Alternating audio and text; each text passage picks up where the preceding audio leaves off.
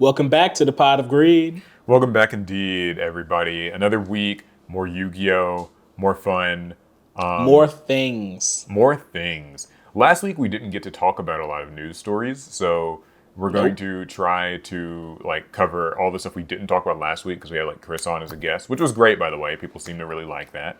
I'm glad. Let us know if you want more guests on the pod. Yeah, we will certainly try to bring We can a few become more one of those people. guest pods. Every episode's a new guest. Yeah, it would probably help, honestly. We're being completely honest. But anyway, yeah, so there is lots of Yu-Gi-Oh to talk about. There is lots of other stuff to talk about. But there's something that's more important than all of that. You know what it is? You guys. I mean, yeah, I guess so. They're listeners. Press 1 if you're watching the premiere, please.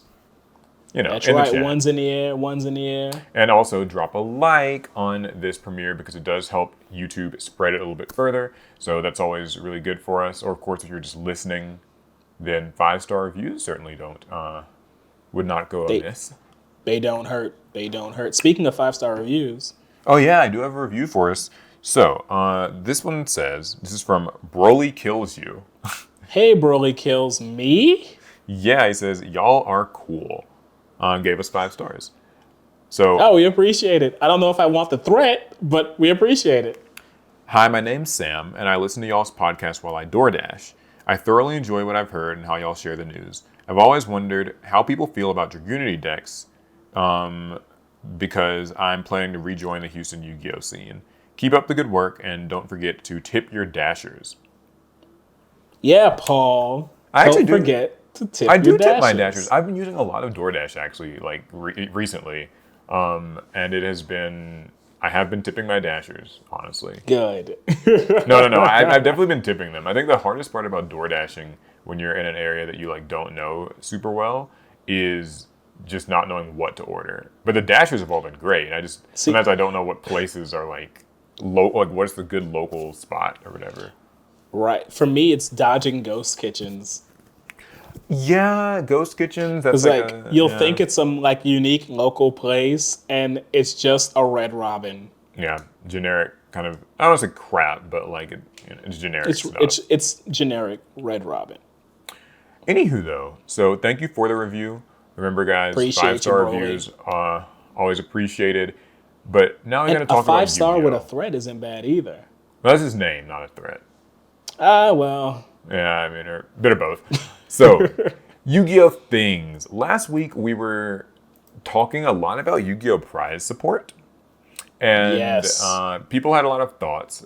I actually was thinking about making a video on APS amplifier. I had recorded it and everything, and I was going to upload it, and it was just my thoughts on the prize support thing. But I decided not to upload it, and the reason I decided not to was because I was like, you know what?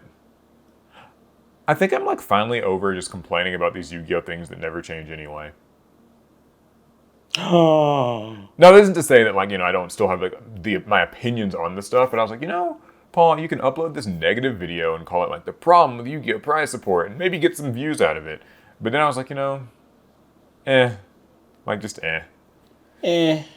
But But- what's it gonna change? It's a great segue though into the first little news update, which is that Konami updated the prize support for YCS Are you events. saying Yu-Gi-Oh changed? I mean, they updated the prize support list. That's all I'm gonna say. It's not that it's really any different. In fact, if You mean they anything, fixed it? Yeah, they didn't. So, as you guys know, YCS Sacramento's this weekend, and it's the first YCS, I guess, of a new season. So, after the Nationals and stuff. So there's going to be a new prize card. The prize card has not been revealed yet, actually. So that's kind of interesting. It's not going to be another Vertical Lutonia. It's going to be something new, something different. We don't know what. And as they say in their website update, it just says new ultra rare Yu-Gi-Oh Championship Series prize card. So we don't know what that's going to be. But That's it? We just don't know. Yeah, we don't. I mean, they'll probably reveal it this weekend. Is that the I whole guess. change? Yeah, pretty much. So the pricing Wow. is still the same. It's still first place gets the ultra rare prize card and a trophy, a messenger bag, a Nintendo Switch. They have not changed that. You get an invite to and VIP status at the next World Championship qualifier tournament.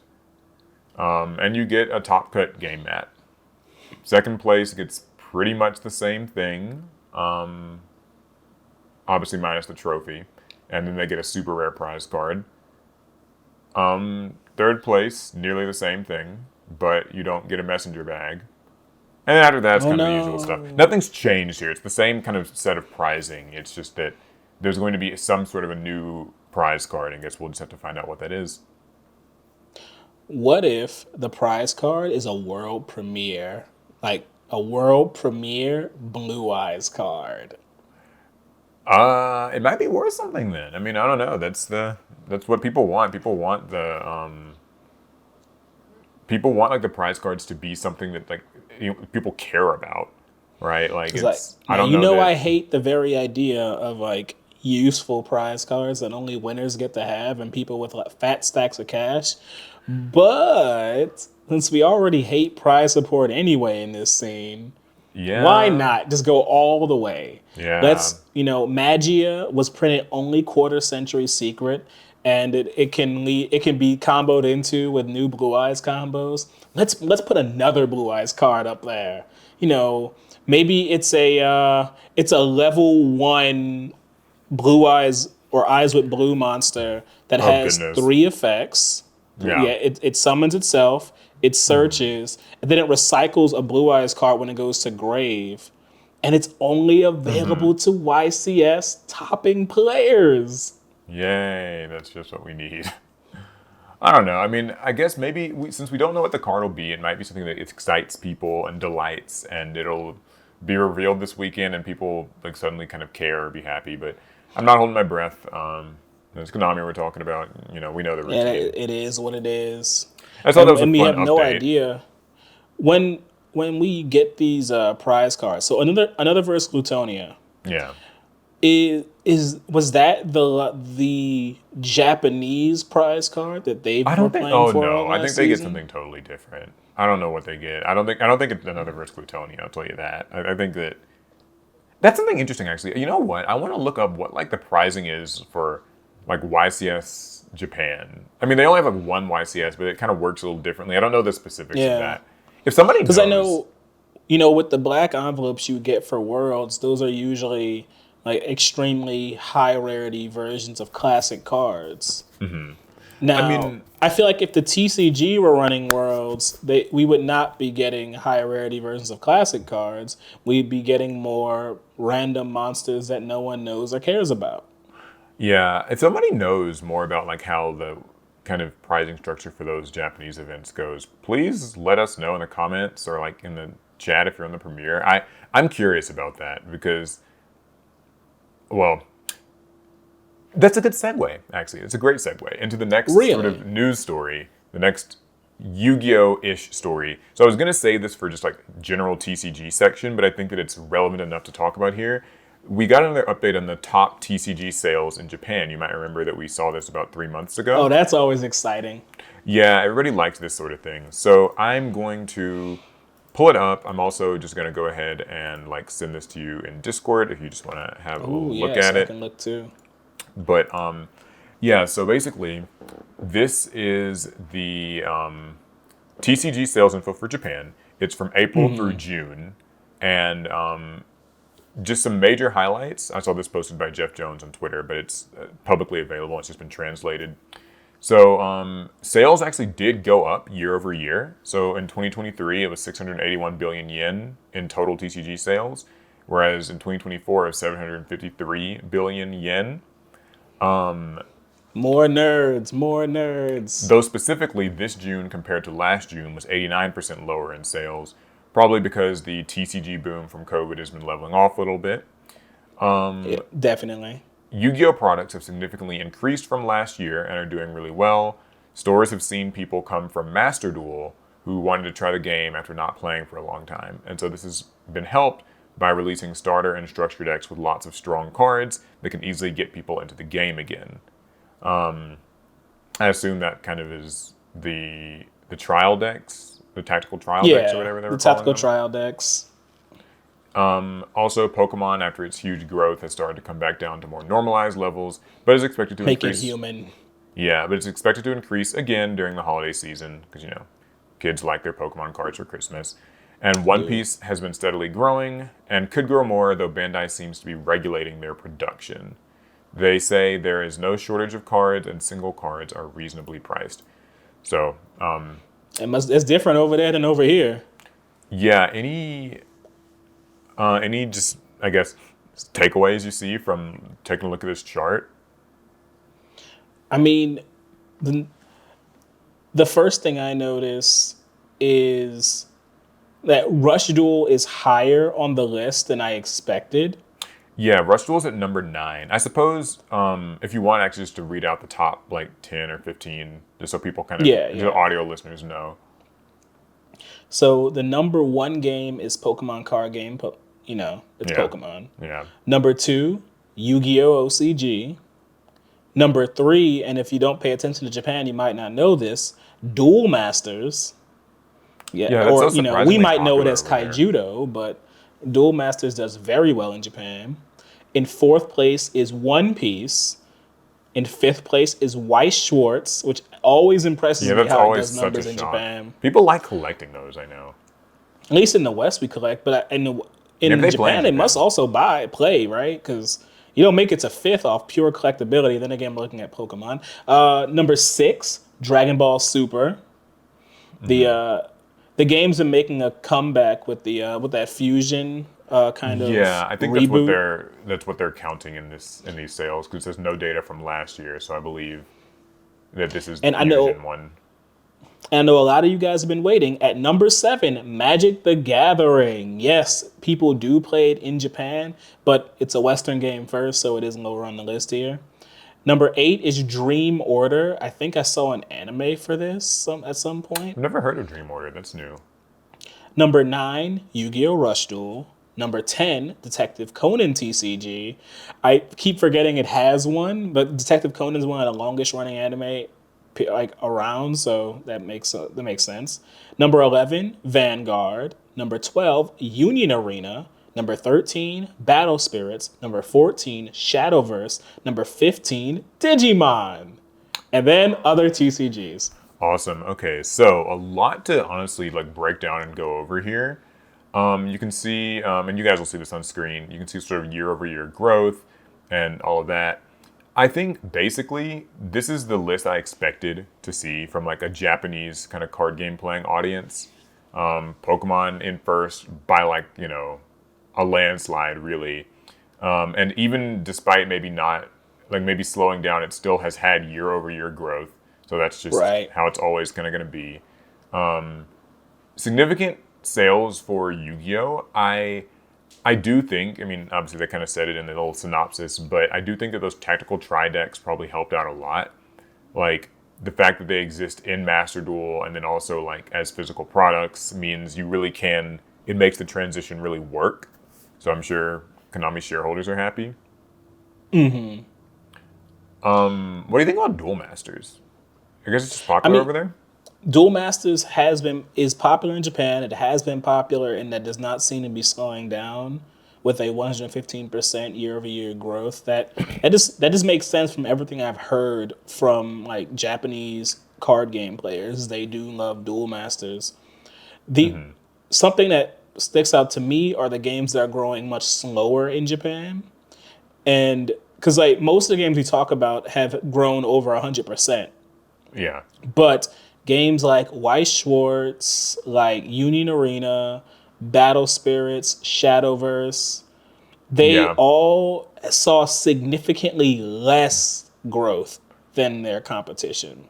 Yeah. And that isn't Which, too weird for established card games, except the established card games all grew by very significant amounts. yeah, when I So look at what's this going on? table, it's like, I mean, I think what's happening, and I know we blame this, like we always cite this, but it could just be that there are a lot of TCGs and like not everybody can be a winner sort of thing.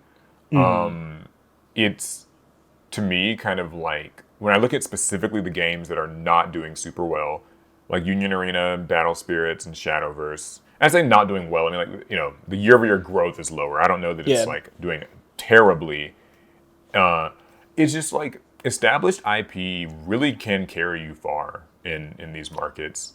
Certainly in Japan, but probably also I think that it wouldn't look much different in the United States.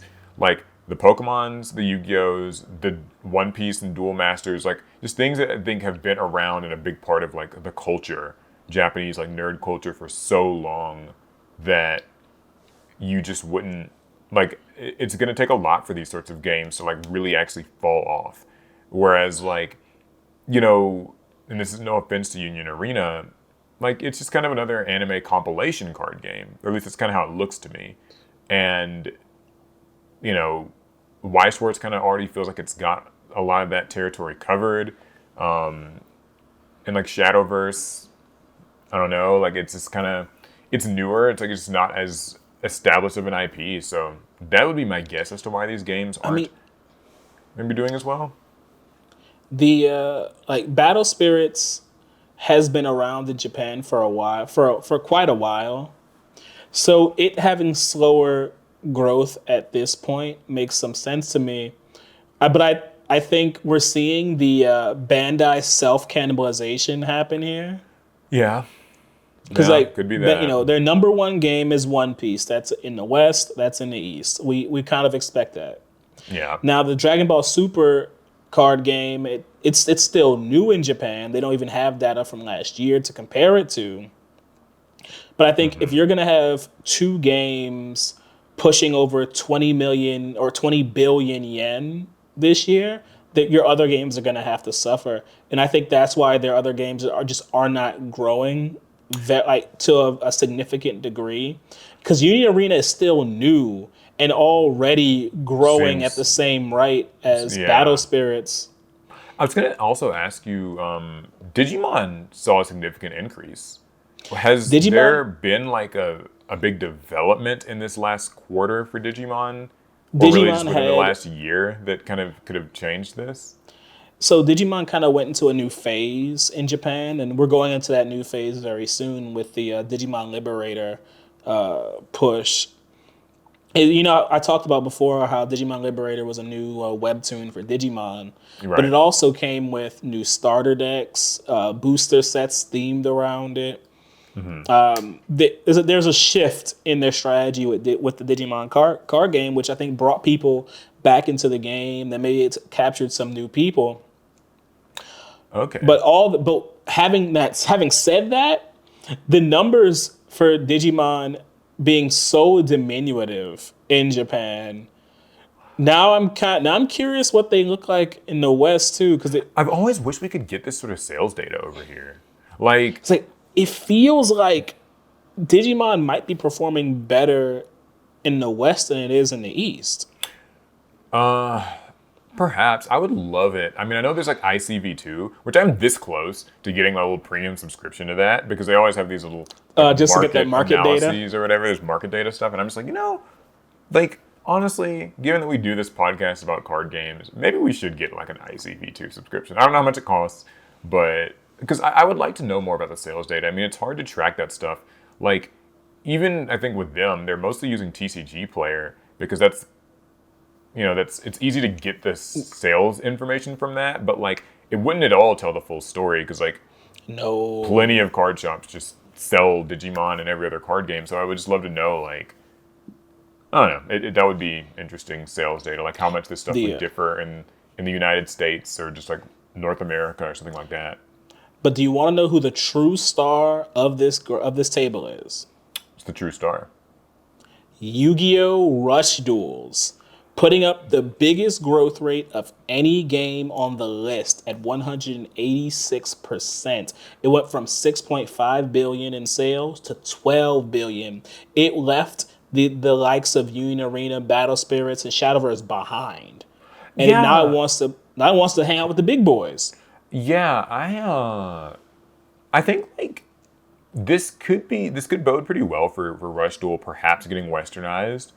But even if it doesn't, like even if Konami doesn't think it would sell well over there or over here, over there it is doing really well. Like Do you think it's because lately they've been leaning a lot into like this GX stuff? I've seen a lot of like Yeah, Heroes and like Ancient Gear stuff kind of being released. I Do you think think? a lot of it is the legacy support that they've been pumping into Rush Duels. Hmm. I think they hit the archetypes that they wanted to hit in DM already, and they're moving straight into GX. They're not going to waste their time talking about, oh, you guys want some new Mako, Tsunami, and Rush Duels? No. Now we're on to Jaden, Yuki, and Crowler. We're gonna keep the ball rolling while also putting out original Rush Duel cards for people who don't have love for the original Yu-Gi-Oh.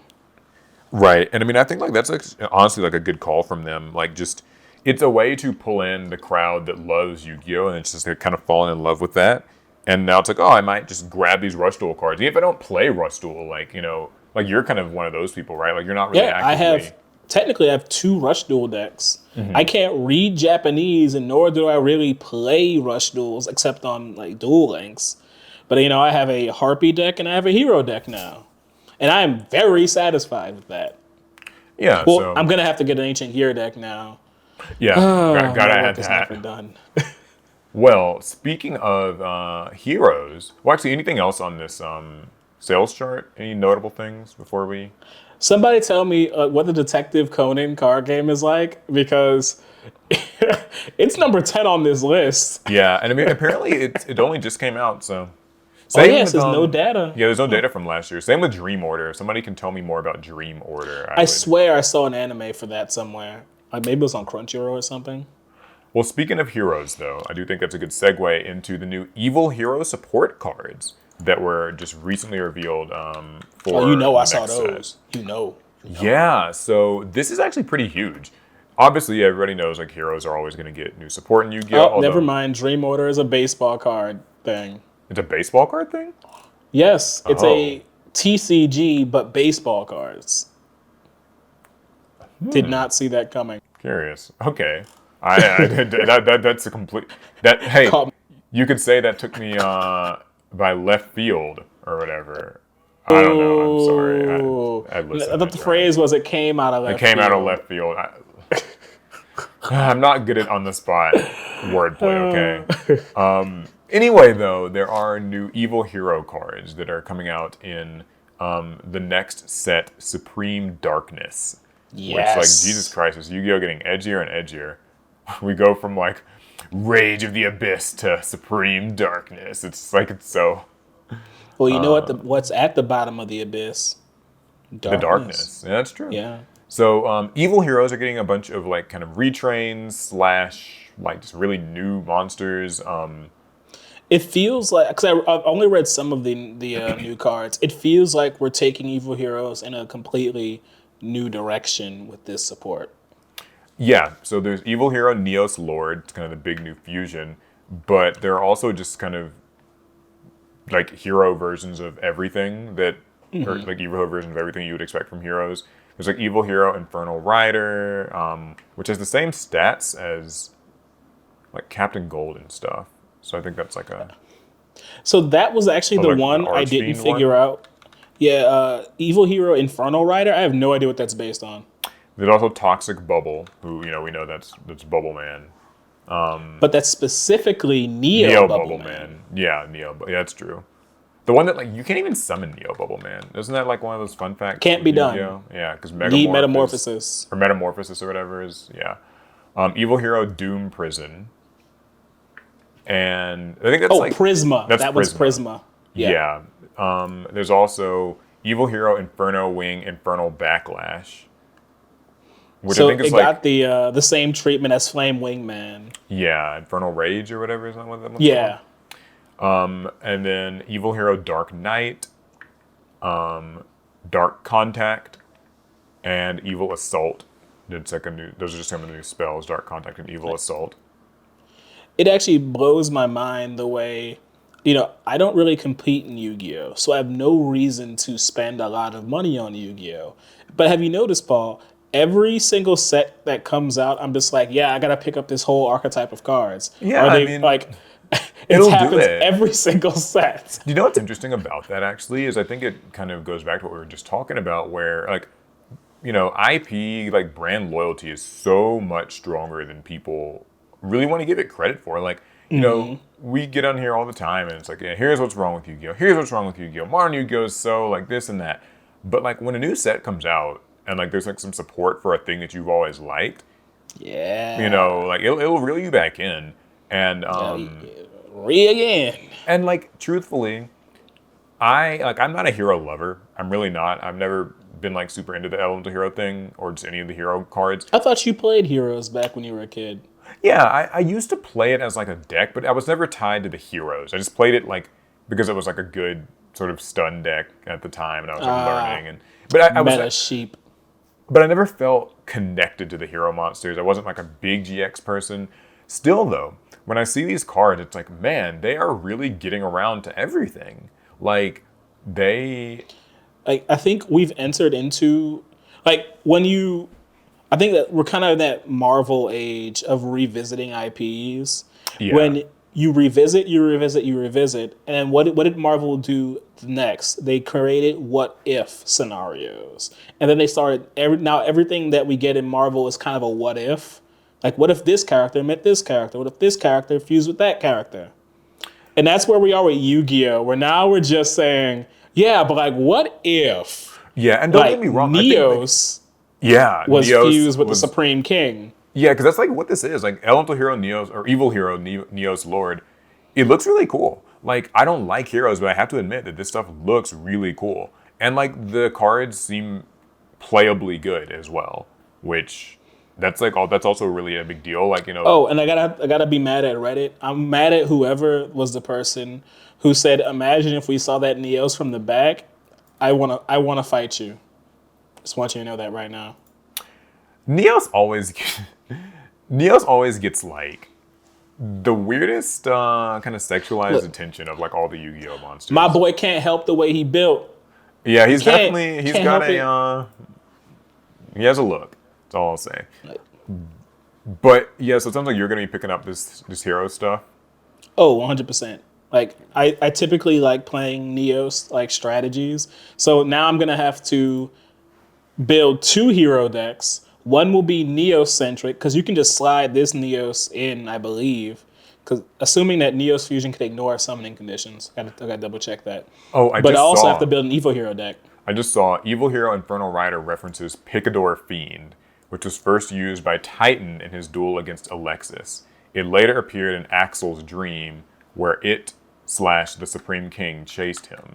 So it is sort of based off of a thing from the show. I gotta see this Picador Fiend. It's been some Yeah, years. hold up. Oh I'm my actually god! I pulled it up. Yep. okay. Yeah, I was Wow. gonna as soon as you That in is Discord, it. I saw that. Yeah, so I thought that was kind of interesting. Cool. Honestly, just really cool. So that's new hero stuff. There is also one other new major archetype that's been revealed, and that is the Malice cards. So we knew about the Malice archetype, like just that it existed, but now we've actually Yes. seen the cards for it. And And Neos fusion does ignore summoning conditions, so it does work with new Neos. figures. Yeah, so the Malice effects have been revealed. I'm not going to go through all of them, but the long story short of it is that the Malice archetype is these Cybers monsters that kind of just want to be banished, and they get different effects when they're banished. They, of course, are a link-based archetype. All the monsters can summon themselves when they become banished. So, like, your cards will banish them, then they'll summon themselves by paying a few life points. And, yeah, that's pretty much it. It's kind of a cool control deck that's kind of got a nice, like, resource loop and everything. Looks strong. I know no one else in the world is probably thinking this, because the very first thing I thought when you explained their general mechanic was that's going to destroy my Shining Sarcophagus Yugi deck. And it's, I mean, that's a very specific thought to have, but It is very specific, but the Gandora G does destroy and then banish all the cards it destroyed, which means they would just get their entire board back and then some, and that Yeah. doesn't feel good at all. But still, I mean, as far as themes go, it's a little different than regular Cybers, so I'll give them at least that. Like, they So- still link, so it's not I that know- different, but I didn't read what they did because discourse online quickly shifted to, oh, another shifter deck. I was really excited for these cards, but now I just know they're meant to be played with shifter. Or, yeah, this deck's going to be actually pretty good. I'm going to pick this up so I can run it in some YCS. And I was like, you know what? Maybe I don't need to read about these cards. Maybe I wait for them to come out and then I decide if I want them. So I'm kind of mixed on that whole sentiment because like I think that people are, and this is maybe a symptom of postmodern Yu-Gi-Oh, where like we're so jaded and cynical about it all. Like we just it feels like nothing impresses us, and it's just like, oh, there's going to be a shifter deck. Oh, there's going to be a blah blah blah deck. There's just an FTK here. Like I still think that the theme is cool, and whether or not it can run Dimension Shifter doesn't say anything about like the inherent value of the archetype or the inherent appeal of it, in my opinion. Like, if you're playing in a tournament, then yeah, I guess you'll be maining Shifter in here. Like, but Shifter decks, if we're calling them that, like they've existed before now, they'll exist after. Don't use Dimension Shifter to like to dunk on the new archetype. Like, it's still. I don't know. I don't know what I'm trying to say. I guess I just get tired of people like. I like their aesthetic, and that's usually all it takes for me to get interested in the deck. But I know a lot of other people, they're looking at the competitive value. The competitive value and how the practical uses for the deck. And so when they quickly realize, well, if these things get value out of being banished, it's just another shifter deck. Yeah. And we're in a format where shifters all over the place. You love it, you hate it. It's here. And I think this archetype signals to people that shifter isn't going away for a long time. Or I think a lot of people are kind of hoping that shifter gets hit. And this archetype makes them think, oh no, now it's going to be, now they're definitely not going to hit it because they got to sell the new archetype. See, I don't know. I don't think Konami thinks about it that way. Like, I actually don't think they do either. Yeah, like I don't think that. Like, I think, yes, will people run Dimension Shifter if it is legal while these cards are legal? Yeah, likely so. 100%. But I don't think that, like, Konami is so calculated that, like, yeah, we're designing Shifter archetypes and, like, we're going to keep it legal to sell. I don't know. That feels a little too conspiratorial for me. In fact, I think Shifter is not long for this world. I don't see how Yu-Gi-Oh! Can continue with Dimension Shifter being in the game. For long term, I mean, like, you think so? I just don't see. I think it limits card design.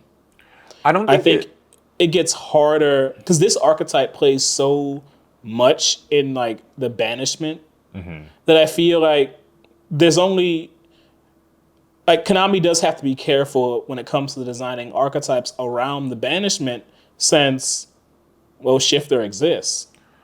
Yeah, I think I wouldn't be surprised if they just banned Shifter, and I honestly wouldn't mind if they did. And it's funny because to me, it's not that I like do or don't like Dimension Shifter. I've used decks that run it. I've used Famously. decks that lose to it. It's a lot like Maxi for me, where it's just like, yeah, this is a card. You just kind of got to deal with it. It's legal, whatever.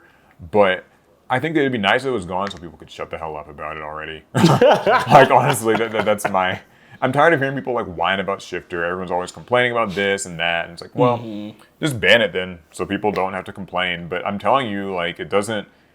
Shifter is just one of the many things with modern Yu-Gi-Oh! Where it's like, even if it's banned, we will go to the next card to complain about. So, I mean, no one likes cards that say, you can't play Yu-Gi-Oh! This game.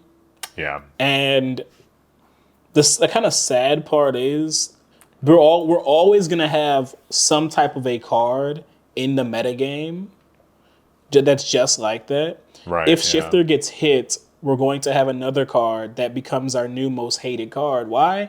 Because there's a list of like 30 cards that all say you can't play Yu-Gi-Oh! Yeah. And they're just waiting for their chance to be at the top of the metagame. They exist or they're going to be printed, but that's a constant thing. And also, they kind of define our game. Also, we're gamers.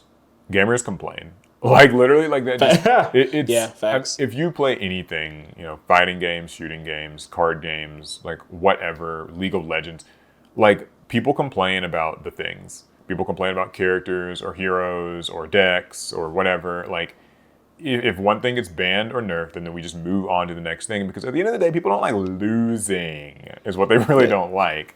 Because People that don't like reminds me losing. of the constant. It's something I constantly see in like the Digimon community.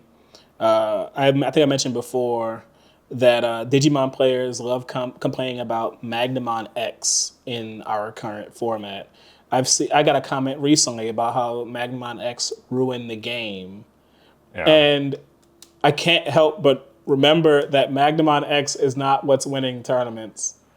But we just get stuck on we get stuck on something that we can attribute clearly to why we lost, and it has to be everything wrong with the game today. Yeah, I mean, like that's how so many things go. Like, it's just at the end, like, people don't want to lose, and when they lose, if there anything that we can cling to just kind of like excuse the loss, justify it, the goalpost is always moving.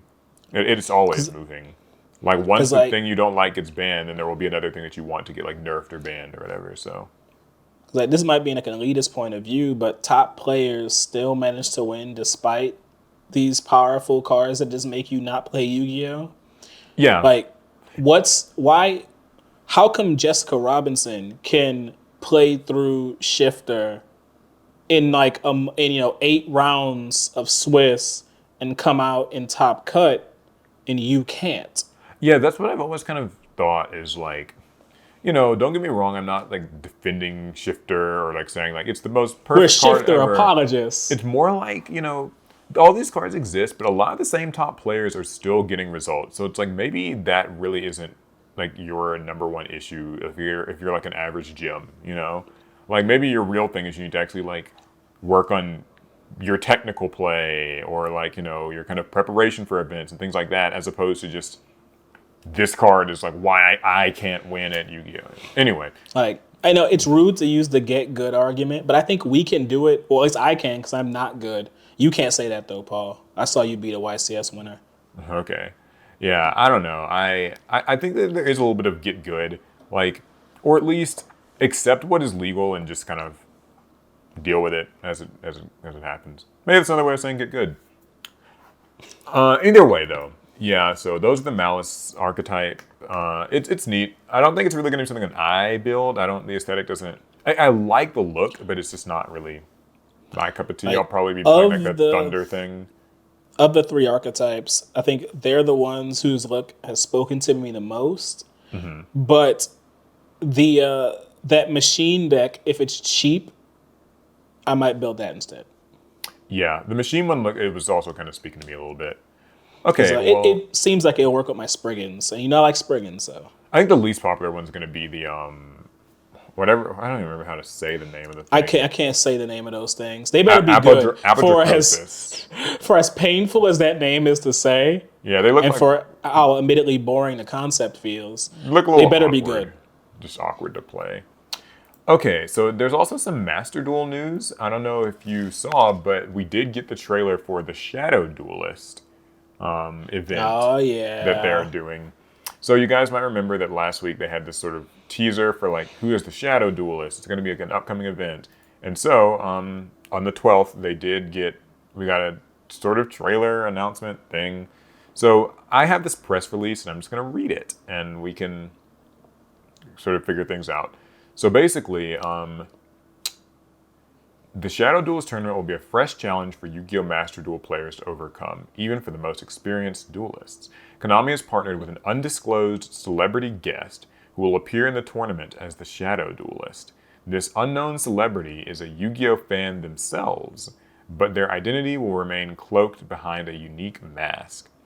Fans with a sharp eye will notice cryptic messages on social media on the official Yu-Gi-Oh! Master Duel channels throughout the month of August from the Shadow Duelist, as they tease fans trying to decipher their real identity. So, this exciting new online tournament, along with the grand unmasking of the celebrity guest, will be live streamed on the Yu-Gi-Oh! Card Game Twitch and YouTube channels August 29th at 11 a.m. PST. The winner of the Shadow Duelist... Sorry, go ahead. Any thoughts so far? I was saying interesting. The winner of the Shadow Duelist tournament will reveal who this celebrity guest really is and will take home the exclusive Shadow Duelist mask, adorned with the celebrity's autograph, along with other goodies. So here are the key dates. On August 19th, that's like next Monday, the Shadow Duelist webpage goes live for players in the United States and Canada to sign up for the tournament. The Shadow Duelist persona will also be revealed. So it's like a person. I don't know what that means exactly, but I guess the character. yeah, August 28th, day one of the tournament takes place. The top 2 winners will qualify for the Shadow Duelist finale. Top 2 winners, interesting. And then on August 29th, the Shadow Duelist final showdown with the guest celebrity will be live streamed. After the tournament, the celebrity will join the officiators for a Q&A session. So I guess like kind of an interview with the celebrity. The culmination of the Shadow Duelist will lead duelists to the steps of the Yu-Gi-Oh! World Championship in Seattle, Washington, as the Monumentous tournament will take place a few days later on September 7th and 8th. So yeah, that's the Shadow Duelist thing. This sounds like the only way a player can get into the Yu-Gi-Oh! Worlds venue. I mean, I don't even know that this gets you there. Because Wait, didn't they say that just now? no, they just said that like this is just sort of like a cool lead into it. Like this is gonna happen in the next week. Okay. So you still can't go to Worlds. Worlds. Yeah, and I don't. Well, because it'd be way too short notice, right?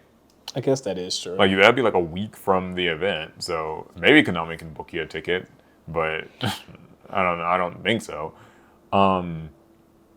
Yeah. So I mean, what do you think about this? Like they're getting a celebrity. Who do we think it is? Like it feels like we're doing Yu-Gi-Oh! The Masked Singer, but the Shadow Duelist. Yeah. Any guesses? I mean, a lot of people have been saying Noah Lyles, but I don't think so. So if I have a I reason had why to I don't guess, think so. But who's your guess? if I had to guess, like what's up with this, I'm not making a celebrity guess. Okay. The I feel like because this is actually happening because of Noah Lyles, but this Shadow Rider is not Noah Lyles, and I Okay. say that because it would be probably difficult to have booked an event like this with Noah Lyles, like kind of in the middle of the Paris Olympics. Exactly. That was my reason why I don't think it's him. I also don't think it's him because like we can say from having worked with Konami and seen a little bit behind the curtain, this sort of thing probably took months to get approved.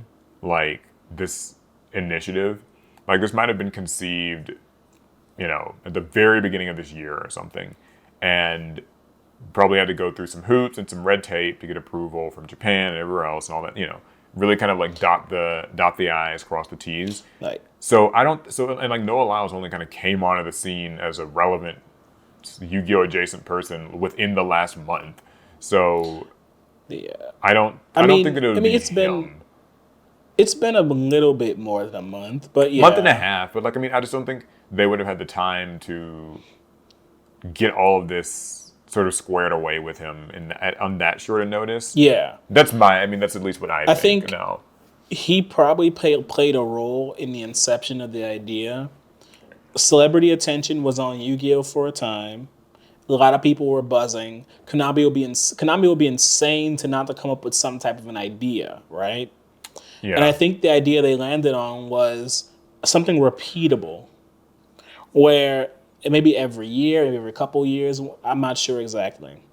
They do this Shadow Rider campaign where they get some celebrity to don the mask, you might say. And they do the Masked Singer, but the Masked Duelist. And I think the hardest part to me is who did they pay to be a Yu-Gi-Oh! Fan? Oh, ouch.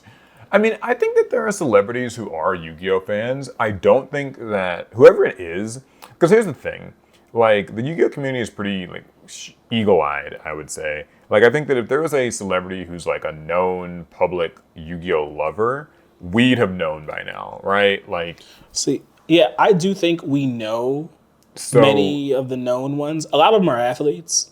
So like I think that if it's truly someone who's like a just mainstream celebrity, then they haven't been a very public one with their Yu-Gi-Oh! Knowledge, so maybe they did get paid. I don't know. Because yeah, like, because that's a part that gets me. I'm like, well, how? How could Yeah. Konami find a Yu-Gi-Oh player before we could? Yeah, I feel like that's But they said Yu-Gi-Oh fan, yeah, that's true. It's not definitely not necessarily a that they're a player. player. You know what I So bet? They're gonna like Billy I Breaks dueling for him. Like I'm sure that's how it's gonna go, right? Like some Konami R&D person will be that dueling makes for them. sense. Just like someone that won't make mistakes.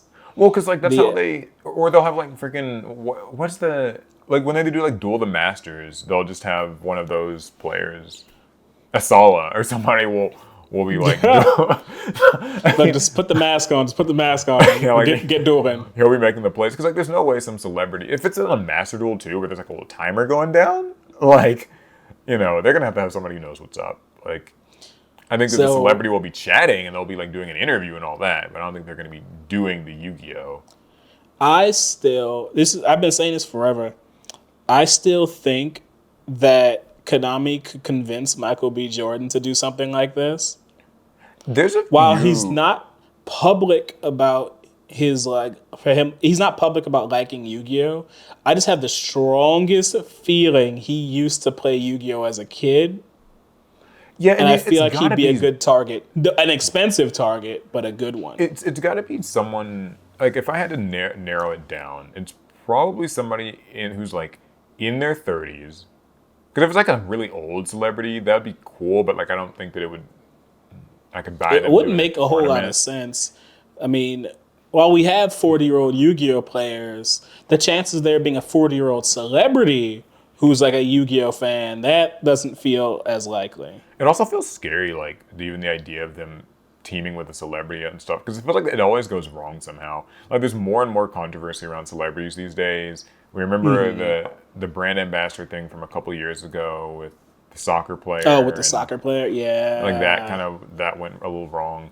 So it's like I don't know. I'm calling me interested. I will be signing up for this. I'm going to try to sign up for this tournament and I meet. can lose. I can give somebody a Yeah, free round. I Like, would like I to can do sign up that. and meet the shadow duelist. Though, I wonder how Konami is actually going to like structure this tournament. Well, so from what I'm reading, it looks like basically day one is just going to be kind of similar to like a Challenger Cup, right? Like how they did those. So it's gonna be like a points type thing. Just like it's literally going to be like rounds of Swiss or something. Just a bunch of. Although it's going to be like probably thousands of people playing. So I'm not sure. That's a great question. Yeah, like this will be a huge tournament. Master Duel does not, at least as far as I know, Master Duel does not have the functionality I mean, it'll be on to. Discord. It'll be probably those same people who run those Challenger Cups on Discord because they contract with a group, like a separate group, to Like, do that, and they just deal with all of the chaos of is it. the group ready for a tournament of that Well, size? the That'll be largest. But massive. here's the thing, though: the largest Challenger Cups that they've done have been like I think 2,048 players. So they're not like unfamiliar with putting together some shit. So But I mean, if this is an event for the U.S. and Canada, I think we could bring in more than 2,000. Is there any talk about a player cap, or is it not still that too I see. early? I mean, I guess we'll probably know when the site goes live. Would be my guess. This has to be a cap tournament because I think we could blow straight through 2,000. Likely so. So I mean, I'm curious. I think this is cool. I'm happy to see Konami kind of trying to embrace maybe a celebrity appeal. Like I think that might get some slight mainstream attention on Yu-Gi-Oh, and that's nice. What if it's someone like huge and like we just never would have guessed? Like it's Chris Evans. Like what? I mean, that'd be cool. I don't know. I wouldn't It's like hate it. Captain America shifters people. That's Yeah, he's like crazy. playing a shifter deck. Or it's just someone like they're just playing like Yubel. I love Yu-Gi-Oh! GX as they lock you out of like everything. Like it's like yeah. So guys, we sold half the company. And we got Robert Downey Jr. Yeah, it's like Marvel. He can save Yu-Gi-Oh! If no one else can, he can. That reminds me. I think I've seen a lot of people saying that they think that Noah Lyles is going to get his own Yu-Gi-Oh! Card. Do you think that they will? Like unrelated No. to this. No, You don't think so? I don't think so. I Okay. don't. It I saw some video from Mega Capital G and he was saying that, so I thought that was maybe. the only reason I think that is won't be the case is, I mean, Noah, like if getting your own Yu-Gi-Oh card was a thing that the TCG could just do, then sure. But we Yeah. gotta go through Japan, and I don't know if Japan cares as much for Any of this? and like an another outspoken athlete as some type of ambassador to the game. Like putting out some type of public acknowledgement of Noah Lyles does make him Yeah, in a way an ambassador, and they didn't it like would. that the first time. Yeah, it would immortalize him too, and they might feel that that's like brand tarnishing, and so I don't know. Yeah, that's maybe. It's just something I saw like a Mega Capital G video. There's like, yeah, they're gonna make a card out of him. I was like, oh, well, interesting. I do think he'll end up as some type of a Magic the Gathering card. I think that's very likely. Yeah, they'd sooner do that. Okay, well, that's the Shadow Duelist tournament. Just a quick Master Duel update from me, just kind of in my own personal Master Duel endeavors. I did get to Master Rank 1 again this season. I've been off for the last couple of months because of some moving and other kind of life things, but I have been playing again with Voiceless Voice, and I got to Master 1. So I'm proud of myself. And Oh, you can't be proud yet, right? yeah, so through that, I got to the new rating duels feature, which we talked about some weeks back that they added in. And just to kind of remind people, it's like this basically ELO rating sort of like thing where they match you up against somebody with the same ELO, and it's pretty cutthroat, and you have to like get into it by getting to Master Rank 1. And it's pretty intense. It's a lot Yeah. of the best people playing the best decks really well. It's very similar to Street Fighter Six's system where you rank up into master rank and then you enter into an ELO system where now there are masters of differing ELOs and they're all Yeah, competing to get out of the 1400s and make their way up to 1900. right. A 1900 master is very different from a 1400 master, that sort of thing. Yeah. Master Duel actually starts you at 1500, and winning or losing kind of drops you by roughly 7 points, like 6 point something, or whatever. And it's harsh. I mean, like I've been playing Voiceless Voice, by the way. It's one of the newer decks that got added in. It's pretty fun. It's a ritual deck. I've been enjoying it and stuff like that. But a lot of the opposition is a lot of Yubel decks, a lot of Snake Eye, kind of Fire King. Tier Elements are back with a vengeance. Yeah, and even like some stuff like you'll see like Centurion, and that pops up a lot.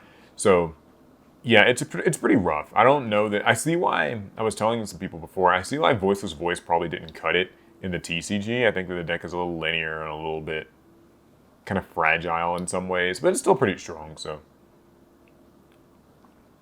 it's been all right. Good stuff. Yeah, so that's just my little quick Master Duel update. Oh, and Oh. the actual big deal. I totally forgot to mention this. They finally added like the music feature I've been asking for, where Oh, you a can, big deal for you. yeah, big deal for me. You can have the music play based on the arena that you're using or the arena that your opponent is using. And they corrected what I assumed was a bug, where all the different duel arenas would just play the same songs. Like now, each duel arena has its own unique like soundtrack, and there's some that I haven't like heard before outside of maybe events and stuff. So, Wait, every single arena has unique music? well, almost. I mean, like some will like share the same music, but like, Oh, okay, but it's more diverse. but a music lot more tracks. diverse ones. Okay. Like so, for instance, the Ghost Trick Mansion and the Medolce like world have the same kind of like Halloween sounding theme, and like the Cybers arena and the Kashtira arena that they just added in, like those have kind of this futuristic-y theme, like So there's a lot more variety to it, and I like it. You get to hear more of Master Duel's really incredible soundtrack. So I gotta try it out. I gotta mix and match and see what I can get. I think that's all the Yu-Gi-Oh news. There's one last thing that I wanted to mention though that it happened this past week. What? The 20-year anniversary of the Yu-Gi-Oh movie, like Pyramid of Light, that is. I didn't know we had a 20-year anniversary for that. There isn't really. It's just been 20 years. I just saw some people posting about it. It came out in August 2004, and so yeah, I don't know. Did you see the Pyramid of Light movie in theaters? I sure did. Yeah, I definitely did. I don't. Do you remember what card you got out of the pack? I remember very well. Which one did you get? I got Sorcerer of Dark Magic. I got Wadapon. So I got Sorcerer of Dark Magic, but I wanted the blue Blue eyes eyes shining. shining. Of course, right. Everybody wanted the blue So eyes. after the movie, me and another kid, we traded. But then I started having second thoughts, Oh, and I okay. wanted to trade back. So we argued about it, and the kid got so frustrated, he ripped the Sorcerer of Dark Magic in half. What? Yeah, ripped it in Yours? half, and I well, mean, that was that. I Well, mean, interestingly enough, I believe I kept the Blue Eyes Shining yeah. Dragon So you kept his card, and he just was mad and that you ripped wanted mine. to. Yeah, that's kind of how that went. We were kids. Okay. I mean, we were all kids. Like Yeah, we're all just. I don't. As an adult, I don't hold it against that guy wherever they are. And like, I remember I taped that Sorcerer of Dark Magic back together, and I tried to use it, I didn't mean, work. yeah, a lot of us did that, like taping cards, ripped up I didn't even tape cards. it well either. I just used some school tape, and it wasn't even like around the corners in a tight manner. It was not a great taping job. I wasn't good with my hands. Well, yeah. So shout outs to the Yu-Gi-Oh movie. It was a cool movie. We've done some YouTube shorts about its production and stuff. So I actually keep a copy of the Pyramid of Light, Sphinx Tileo, Andra Sphinx, and Athenian in one of my binders. I remember everybody at the time had those because they released them in like two separate like kind of packs. So Yeah. I don't know what the deal was with that separate movie pack. Was that shipped with like the DVD or something? probably the DVD would be my guess or something. I don't know. So It's I've also long also ago. seen someone have a case of that set. Oh, I that have would no suck. idea I would why. hate to have a case of that. It feels like those cards aren't. They're not worth as much as you would think that like a movie exclusive 2004 sort of thing would be. They're worth like nothing. Anyway, that's the Yu-Gi-Oh news for the day. So now we have the news. The news for Boy, man, I grown-ups. do have a card game story. Yeah. So what's the card game? What's the card game The stuff? card game is Pokemon. Who stole what? That's how it always. It's like this is if there's one constant on this podcast. Sorry, if there's like three constants on this podcast, someone stole Pokemon cards. Wizards of the Coast is using AI again, and insert other AI story is scary. So, who stole what? This American Pokemon card business keeps getting caught up in shootouts. Shootouts? What? If we had a nickel for every time this Pokemon card shop was the unwitting casualty of a shootout, we have 2 nickels. It's not a lot, but it's weird it happened twice. Oh, okay. Despite its wholesome and child-friendly nature, Pokemon seems to attract a lot of real-world crime. Seriously, there have been so many Poke crimes. Oh wow, we're calling it Poke crimes now? They're making crimes cute? All right. Like, we even managed to create a list and have a link to a list of all the different crimes that they have with Pokemon. Yeah. Anyway, Seattle-based game shop, Tabletop Village. Wait, Seattle? Isn't that where Worlds will be? Interesting. I hope the shooters don't show up there too. It says, Tabletop Village's primary business comes from the sale of the Pokemon TCG and tournaments. On August 11, 2024, the business's windows were shot out as collateral damage in an escalated confrontation. Oh, they have a picture of that one scene where opens the door and is met with the barrels of guns. Okay, what the hell? Like, what were they? Why are people shooting? Let's find out. On August 11th, Seattle PD responded to reports of a shooting in the city's Chinatown International District. According to initial reports from Fox 13, the first responders were patrol officers in the area who heard the shots. This is a quote. The investigation determined that there was a disturbance between 2 groups in a parking lot that escalated into gunfire. As the shooting in the parking lot was occurring, a group of 3 individuals on foot across the street began firing their weapons at the group that engaged in the shooting in the parking lot. Several nearby vehicles and businesses were damaged by gunfire, including Tabletop Village. Interestingly, this is the second time the store has been caught up in a shooting and damaged as a result. So, interestingly enough, I was reading of these as well. may not be about the Pokemon cards themselves. Okay, so it's just unfortunate. Okay, yeah. Police haven't been able to Unless- comment on the reason for the shootout, and the investigation is ongoing. Given it happened shortly after midnight, well past the store's closing hours, they may rule out anything Pokemon related. Okay. But some Pokemon only evolve at night. Boo. Okay. Well, I mean, at least no one's stealing the Pokemon cards, it seems. So Like, you'd rather people get shot, huh? no, I'm just saying that, actually I don't know what I'm saying, but it's unfortunate that this happened. I do hope that like it's people aren't dead. It sounds like it's just mostly property damage at this point. So Like, it really just sounds like this is a horrible, horrible location. yeah, it's not a great Ju- place. This card shop needs to be somewhere else. I mean, for a full on shootout, that says to me that's like gang violence. And while you could, I don't think anyone would ever say a group of card game players is a gang. You know, Right, but like, Jesus. I've always referred to a group of card game players as a pod. That's what they do call it in Magic, huh? Oh, I was thinking about what you call a group of whales too. But yeah, that works as well. Or peas in a pod. Or Cool. peas in a Thank you for pod. the fun, terrifying news. I'm never going to go to a card shop again now. Just maybe not that specific one. And hey, but then again, if you want to be as close to Worlds as possible, then maybe you stop by Tabletop Village. Yeah, you know? don't stop by Tabletop Village if you're a And dodge Worlds some bullets. competitor. Just buck and weave a little bit. Well, it's all right because they won't have to worry about regular players being there because they're not invited to Worlds. So Nope. only the competitors might end up in the line of fire. But hopefully that's not the case. Fingers crossed. So, You got any card game stories? I don't have any card game stories per se. But you do have something. I do have just stories from last week. We can kind of like rapid fire a few of them, go back and forth. Okay, we can do that. Last week we didn't really talk about too many news things. So, the first one is that court rules Google's search engine dominance is antitrust violation and illegal. This happened, this was on August 5th. But yeah, so there's basically going to be kind of this court investigation on Google's attempts to squash competition and stifle innovation in the field of search engines.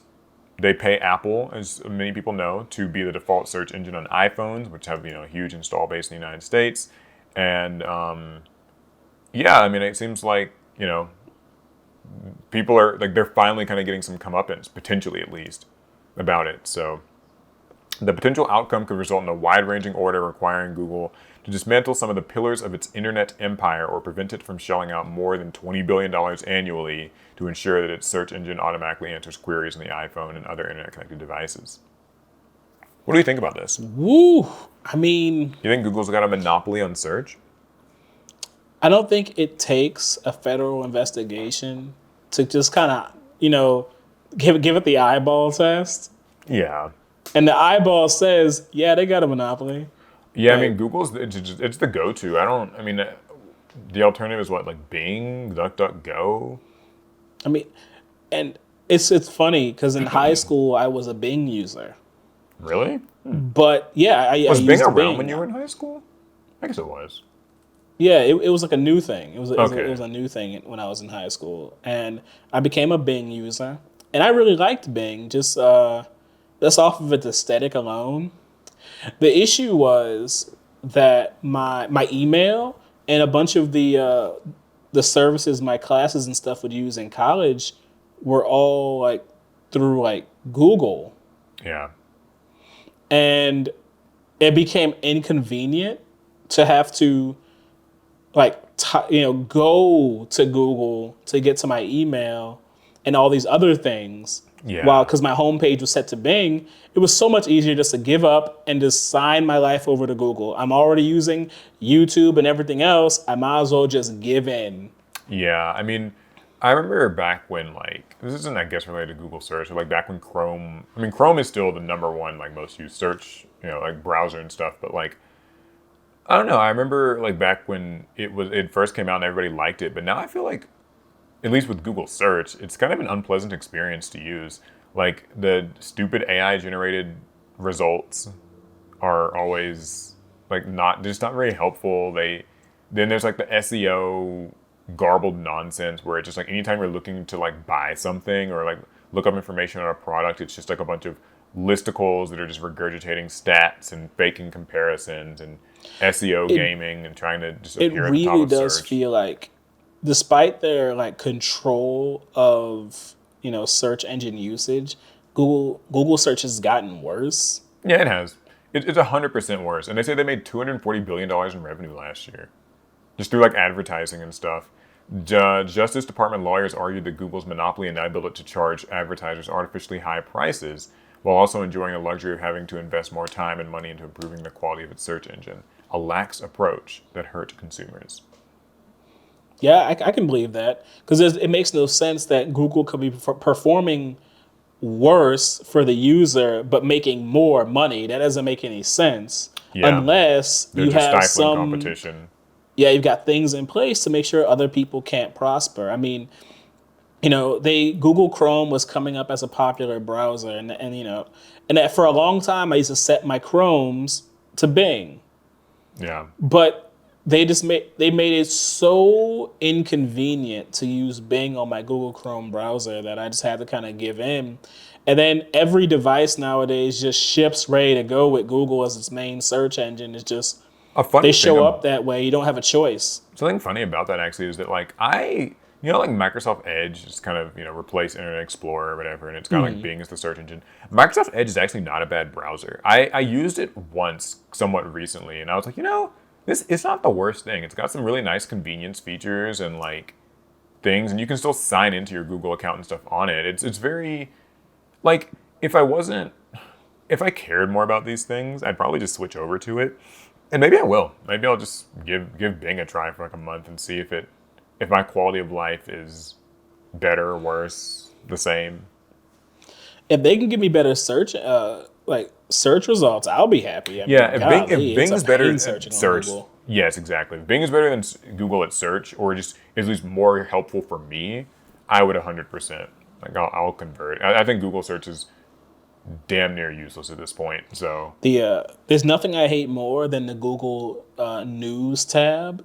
ugh. I think that is the worst feature they have in their search engine. Like it rarely even pulls up it doesn't pull up articles really, it just pulls up SEO nonsense. Yeah, Just it's just ugh. It's not useful at all. But yeah, that's just a so story from. honestly, I'm glad. I'm glad that Google's being hit with more scrutiny and they will suffer consequences. I'm not glad that there might be some people's jobs might be impacted, but I'll never be upset about a corporation having to take some losses. Oh yeah, certainly not. That's just a story from last week I wanted to kind of quickly talk about. We'll see where this goes. I mean, this is probably something we won't hear the results from for months, maybe years, but either way, cool. Speaking of big tech, Back to you then. What do you got? have I know we all say like, Reddit kind of sucks now, Yeah. but did you know it could get worse? I didn't. What? How did it get worse? Reddit CEO reveals plans to paywall new types of subreddits. Oh yeah. I So this is remember. one of the stories from last week. This is on August 7th. Okay. Reddit is exploring new ways to generate revenue, and locking subreddits behind a paywall is one of the options on the table. This is a quote from the CEO. I think the existing altruistic free version of Reddit will continue to exist and grow and thrive just the way it has. But now we will unlock the door for new use cases, new types of subreddits that can be built that may have exclusive content or private areas, things of that nature. So let me get this straight. I think I can kind of tell you the skinny on this. Reddit's not as profitable as they want to be, and they're going to probably just start paywalling features, subreddits, posts, everything. Like, I mean, because they know that they when kind of selling our can. data didn't make them enough money, Yeah, because they know that they can. And they know that there are people who use Reddit pretty religiously, as well as like it being this kind of tied to the Google thing. It's kind of the only way to get useful information out of a Google search is by adding Reddit to like most Google search queries, so that you can at least get that assurance that like, hey, like an actual Redditor had the same problem that you had, or bought the same because service or product, and actually is giving like some real testimony. I think unlike websites like Twitter, where you can't tell, where it feels like 90% of all content on there is made by bots, there's still some trust that Reddit posts are made by people, unless you go to certain subreddits. Yeah, some people feel like bots are taking over Reddit too, but yeah, no, so what sort, I mean, here's a question for you. Is there a subreddit that you would like pay to access? They have not of the subreddits that I follow. None. There's not been a subreddit made that I would pay for. Yeah, I don't think so either. I mean, like I follow a lot of my interests on there, and hopefully that they will remain free, and that would be great. And fingers crossed. But yeah, I don't think there's anything.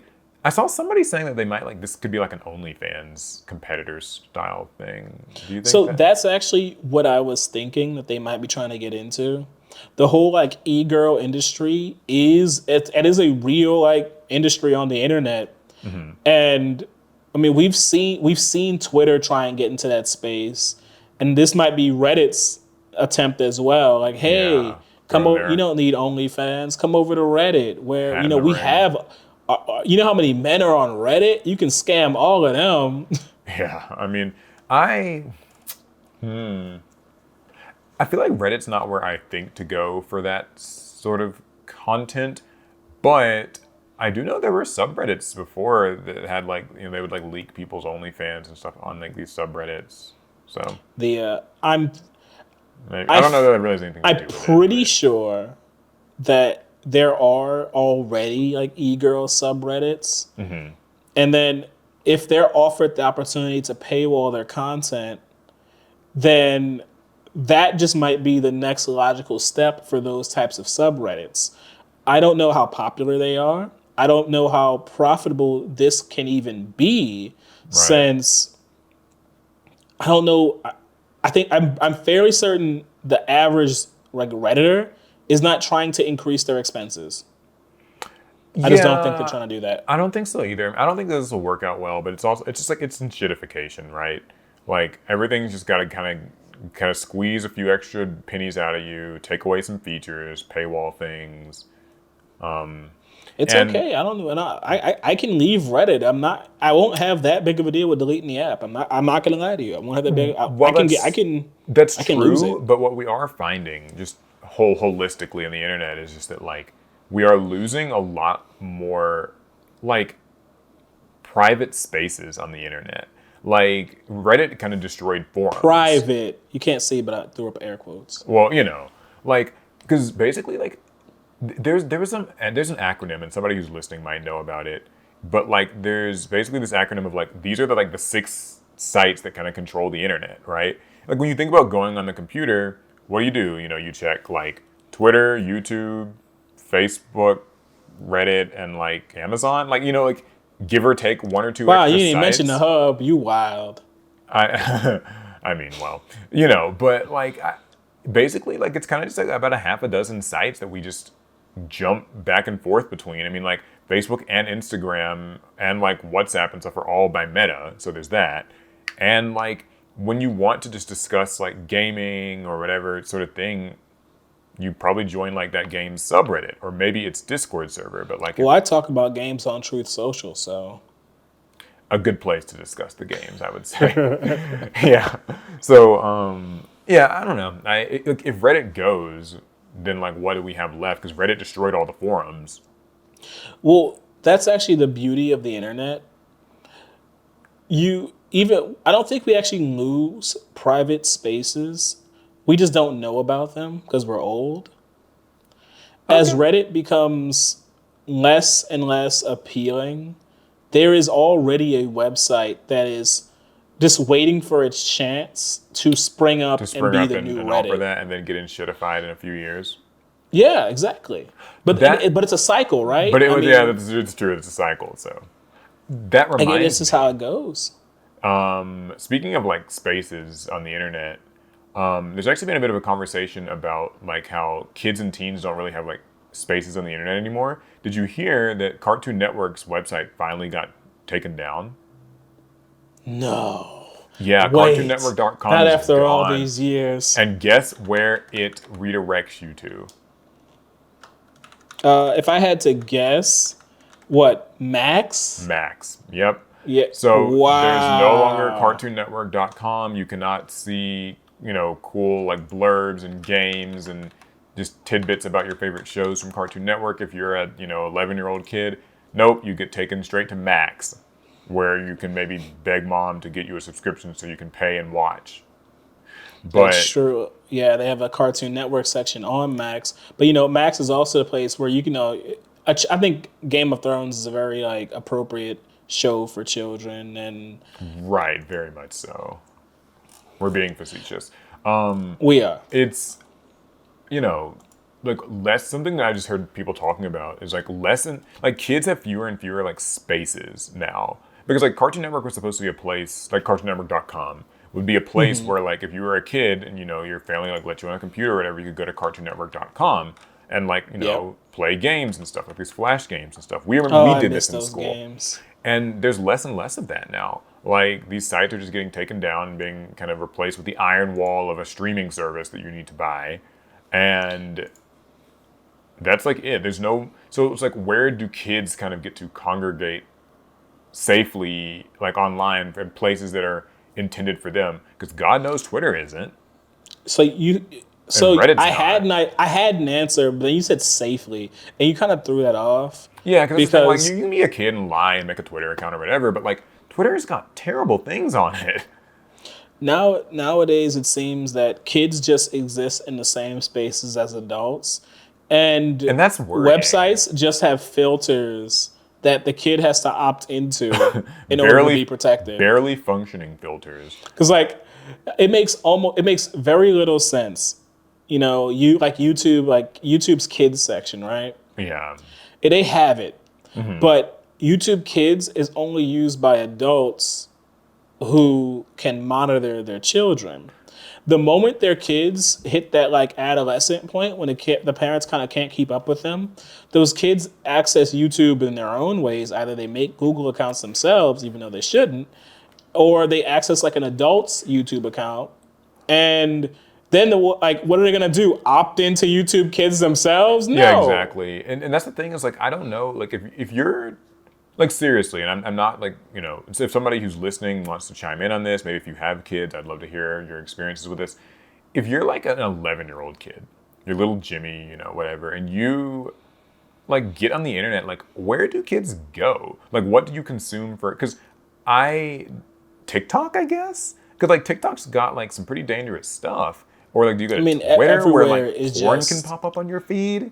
Like everywhere is pretty bad and for kids. conspiracy Like, theories and like everything else. Like I don't. Like, and because there's like I have a younger brother, and while I rarely understand him, I do try to like keep track of like what he does online. And what I notice is that he just sticks to like his subjects. It's not about places with him, it's about subjects. He likes to play like these very specific games that I think are horrible. And so everywhere he goes on the internet is somehow related to those different games that look terrible, but he loves. Now, sometimes that means he's on Twitter, sometimes he's on YouTube, sometimes he's on oh TikTok, Jesus. sometimes he's on Reddit. He's bouncing all over the internet, but specifically targeting these things. And so there is some safety in this like task-based usage of the internet. I But at the same time, that also makes it very mean, easy to target someone like him. All you have to do is know what he's interested in, and you can make content for that game, or you can just lurk around communities for that game. And it's easy because there are not enough protections online that actually separate kids from the rest of us adults. yeah, it just makes me kind of sad. Like seeing stuff like a CartoonNetwork.com or like Nickelodeon.com, like where I used to go and like it was a kids space, and So now for like I me, just it was like the Disney Channel website. I yeah used to love same. playing those games. I And used to now love like playing them. that's not a lot of that's just gone. So Or did you ever play Stitch Sandwich Stacker? Oh man, I've never heard of that. I do remember playing. Stitch Sandwich Stacker. Oh I remember I played like man, there was a Scooby Doo game on some website that I would play a lot, and that was pretty fun. I don't know. I don't know. It's there's not much more to I say found a about it, website. but I found a website. oh, They what have it. exists? They have the 625 Sandwich Stacker. God, okay. I swear to God, I'm not playing it while we're potting. I swear to God. Speaking of things for, I guess, kids or families or whatever, there was the D23 2024 event. Did you Okay, catch I'm any of turning it this? off. Yes, but I caught it in Fortnite. Oh, okay. So what were they? Because it's basically this is like Disney's sort of yearly Their expo. big kind of like expo where they show off all these things for shareholders to feel excited and to reveal whatever they can, you know, so they can make money. Well, I But do want to hear what they did for Fortnite. What did they do for that before I get into all these movies and shows? so you know, Disney has a percentage interest in Fortnite now. You know, ultimately making them like an owner of Fortnite. Yeah. So in the game, they actually had a stream of the D23. They had it Okay. running where they announced all the new Disney IPs coming to Fortnite. Like they were adding a set of villains from the Disney IP to Fortnite. Because as it stands, the only Disney characters we really have in Fortnite are Jack Skellington, and then recently the Pirates of the Caribbean crew. And we're not mentioning Star Wars and Marvel. They've been in the game for a minute. But it's Cruella de Vil, Maleficent, and Captain Hook. Okay. They make perfect sense. They're humanoid, which means you can easily make them into a Fortnite character. And no one would think it's weird that they have a gun. Like, those are bad guys. I could see them all carrying a gun. Now, hitting the gritty and everything else, maybe not so much. But also, they announced The Incredibles are coming to Fortnite. I mean, I We're guess like getting everything is, Elastigirl, right? Frozone, and Mr. Incredible. Yeah. So would it be safe then to assume now that basically just if it is a Disney property, it will now be in Fortnite at some point? Like it just kind of The floodgates are open at this yeah. point. It just now they haven't put a Disney like princess in Fortnite, and I think that's something Disney's going to be very careful about because those princesses are a very special part of their brand and their image. And I don't know if they're gonna want like Elsa hitting the gritty after like headshotting two people with a crossbow. Yeah, there was something kind of Now, some interesting. hand that's empowering, but also, Yeah. Well, I don't know too much about Fortnite. It all sounds great to me. I'm not But even done. Also, oh, there's still more? Oh goodness. yes, there's more. They announced that we're getting characters from the Mandalorian in Fortnite. That is Moff Gideon, IG-11, and Grogu, or popularly known as Baby Yoda. There are three Okay. different characters from the Mandalorian. They'll be in Fortnite. Surprisingly, they were not already in the game. But the most important thing is they announced that Chapter 5, Season 4 Battle Pass, which, like in Chapter 2, Season 4, is a Marvel season. That's right, Marvel Comics are taking over Fortnite once again, headlining characters like Doctor Doom, Emma Frost, Mysterio, not Gwen Stacy, Gwen Poole, and I think Shuri, the girl Black Panther, Shuri will be in Fortnite as well. So there's a lot. There's Yeah, and I'm excited. I can't wait. Well, here's just a little quick recap of everything that like every movie and series announced and shown at this year's fan event so far. So there's Moana 2. I know that's the one that's like about the girl. Her name's Moana, and then there's like the guy Maui, right? Have you seen this? So you named two characters from the Moana movie. Well, no, I mean I say that because I've seen like a little of it. I've seen a little bit of Moana. I saw it at the barber shop. I promise you've seen more of it than me. Oh, okay. Well, yeah, I saw it at the barber shop. It was like playing on TV. So So Moana 2, there's also that's dope. live That's dope. action Snow White. So a remake Live of action the Snow White. 1937 classic is finally on the horizon. I guess that's cool. That's cool. Yeah, Snow White's been in production hell and subject to some intense controversy since filming wrapped up in 2022. But the release of the I live didn't know action they'd already done that. remake, yeah, is finally on the horizon. I wasn't aware that was like a thing that was going on. But the teaser trailer gives the first looks at Rachel Zegler and Gal Gadot as Snow White and the Evil Queen, respectively, along with its heavily CGI'd world. So, Wait, what? Gal Gadot is playing. The Evil Queen. Oh, okay, that makes more sense. That I was like, wait, We also that's got weird. a first look at Stitch in the live-action remake of Lilo and Stitch. I've heard some people don't really like this. They don't like the whole like live-action Stitch kind of thing. So I mean, Disney's gonna make live action stuff. It is what it is. I haven't seen it yet. I'm pulling it up right now to have a look see. That looks about right. Honestly, this looks like a stuffed animal. It looks like something like someone had, like a kid would have in their bed. Like, what do you think about these live-action Disney movies? Like as a Disney kind of kid yourself, yeah. I did. I grew up with Disney, do you and like them? Hate them? well, I haven't seen any of them. Well, like just from the trailers and stuff like that, or just the I concept haven't of watched any trailers, but what I can tell you is this: them. I haven't seen shit. Okay. I kind of purposely avoid them because all these like movies and these TV shows were near and dear to my heart growing up. Hey, if you're gonna let Disney milk money out you like that, go ahead, I guess. I'm not all that interested in what can only be, in my opinion, worse retellings of stories that I loved as a kid. And it's not even, and that's not a judgment of the work itself. It's just that it has to be different in order to be interesting. And I don't want different from The Lion King. I don't want different from Lilo and Stitch. All those works were perfect. They had their flaws, but they were perfect as they were. Yeah. Now, but as that's just me. Anyone else that enjoys it, cool, you do you. I'm not gonna jump into a hate campaign about these shows and movies. Well, I hate them. No. Like, That's fair. it's just fine as long as nobody tries to make me watch it. So there's also The Incredibles 3, which they announced. They showed just like a logo. I'm disappointed Why? because I like The Incredibles. I wouldn't want it to have a 3. I mean, like at least when it doesn't things look just like it's like a just- live action thing.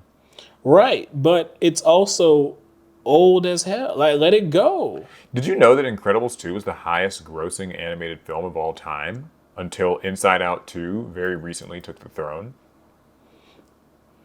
Inside Out 2. That's the one about the people inside the girl's head. Yeah, like her Okay, feelings okay, or emotions or whatever, I think. Yeah. I mean, I think Incredibles 2 was one of the last animated Disney things I've ever seen. It came out at a point when I already wasn't really watching like Disney movies, but I loved The Incredibles as a kid, so I went to go see Incredibles 2. And I liked Incredibles 2.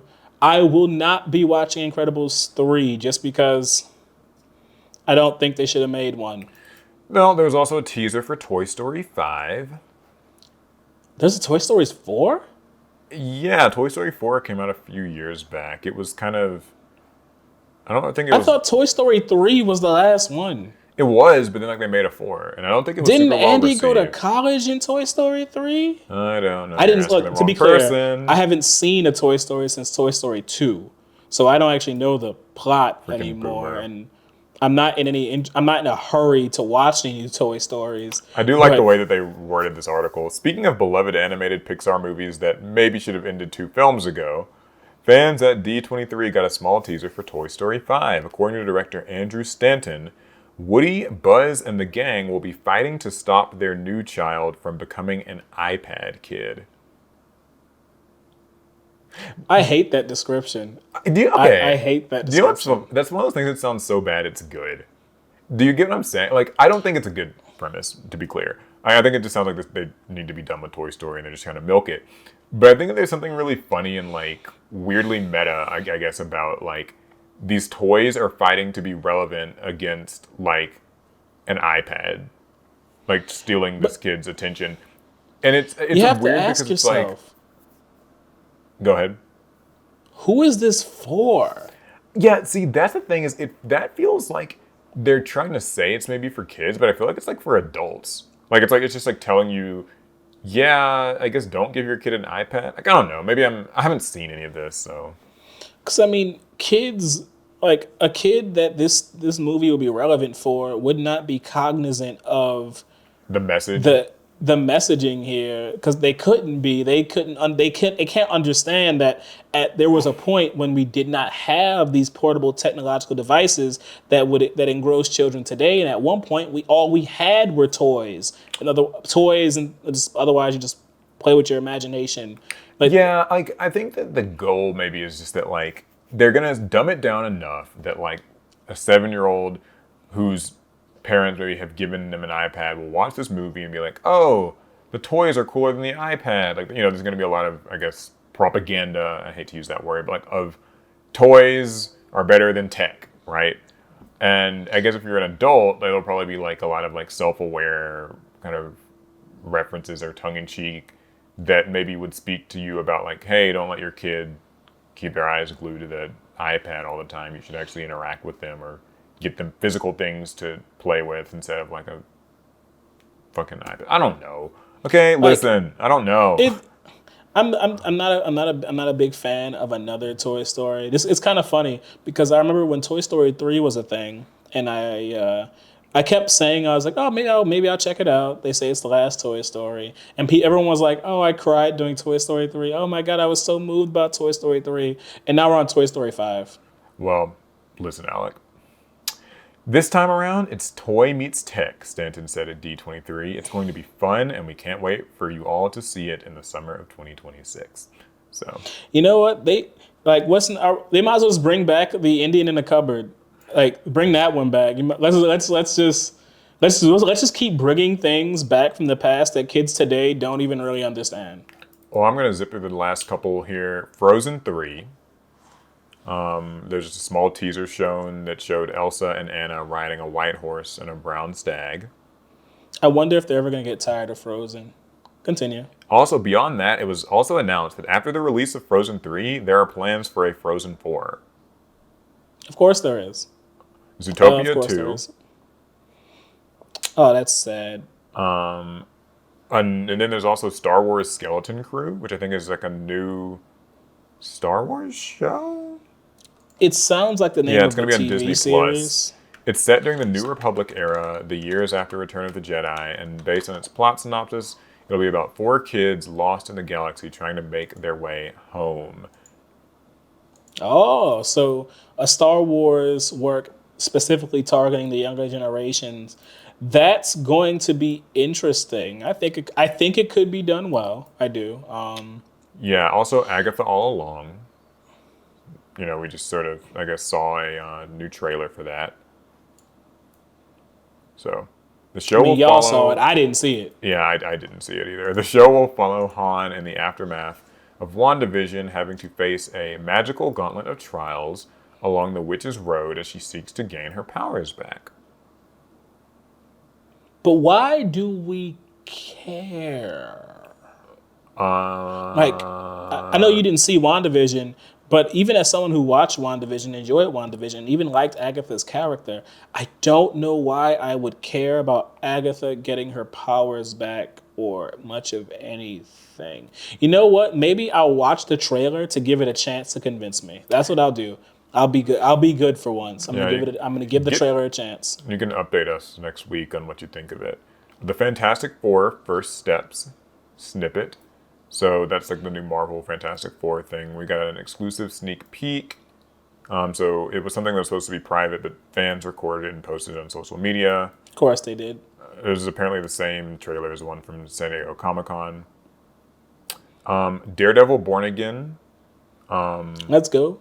So the trailer shown was jam-packed with surprises such as the return of John Bernthal's Punisher and Wilson Bethel's Bullseye. That's actually pretty awesome that they're bringing both of them back. I'm a big Daredevil fan, so. No, we did already know about them. Oh, I didn't. I remember hearing the Punisher would be back. I didn't know about Bullseye. That's new. At least I wasn't surprised by it. So either we heard about it, or I just figured he would be. And then alongside them was our first look at the costumed vigilante White Tiger. Who is that? Who's White Tiger? White Tiger. Oh, okay. So in Marvel Comics, there have been 2 White Tigers, I believe. I think it was it Was that Anya Corazon and her father? Was that it? I th- I don't know. I can't tell you too much Okay, about well the. that's fine. I mean, that's the snippet. Oh no, Anya Corazon was the spider. So which Listen, one was all I like know is I'm Tiger? gonna be watching some Daredevil Born Again. Okay, that is something I will be watching. Of all these Disney things that we're sitting here saying like, yeah, we're not watching any of this shit. I'm watching some Daredevil Born Again. They've also changed Avatar 3 to now Avatar Fire and Ash. It's kind of been renamed. Like, oh, the blue people.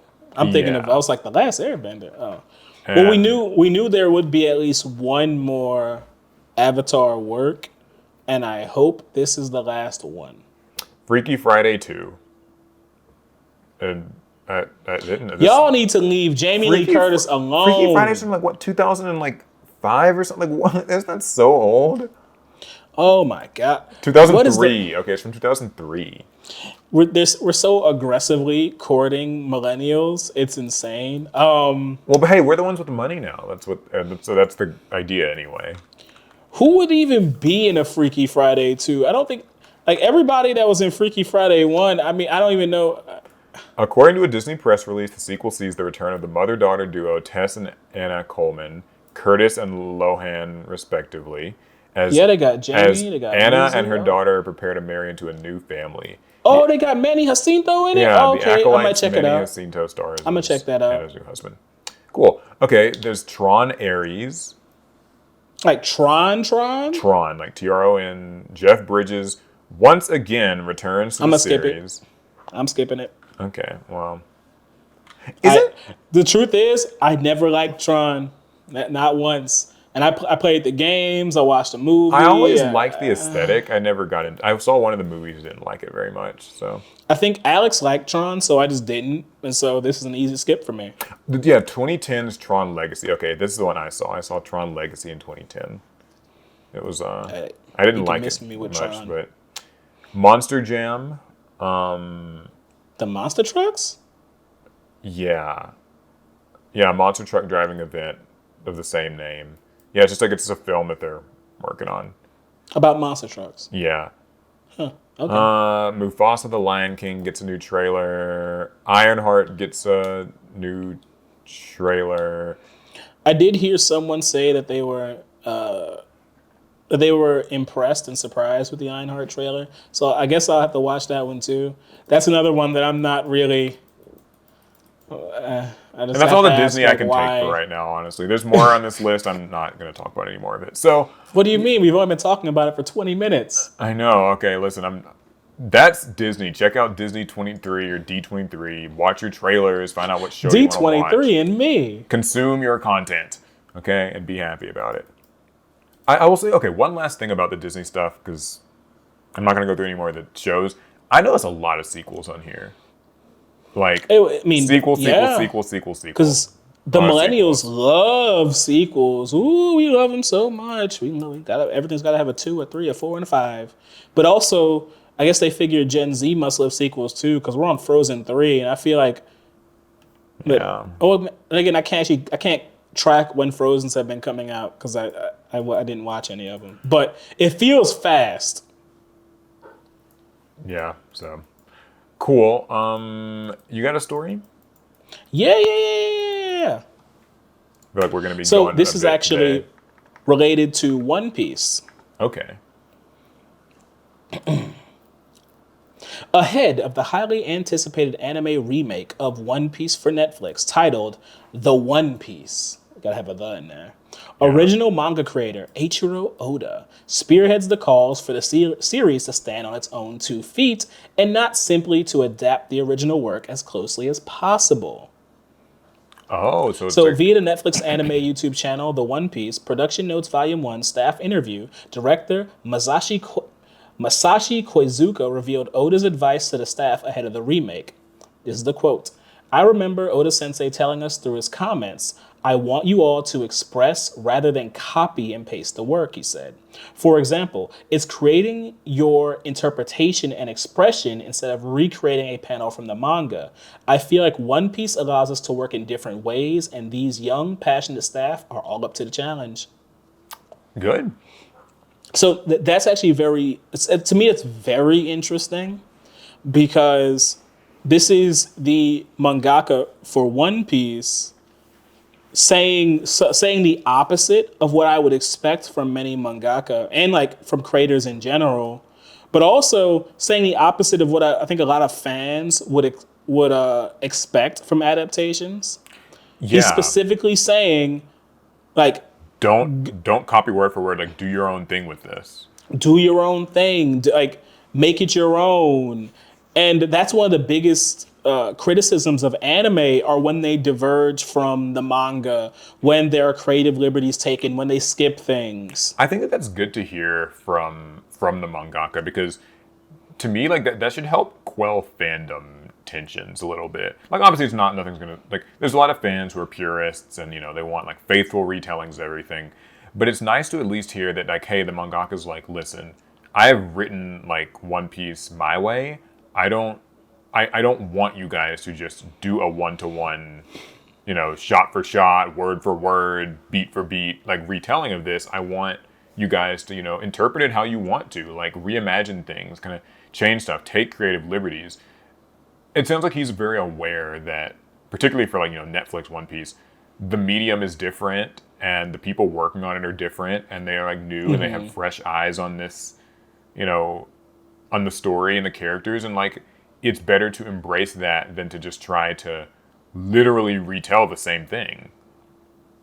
Like, that's such a rare thing to hear from from like the original creator of an IP.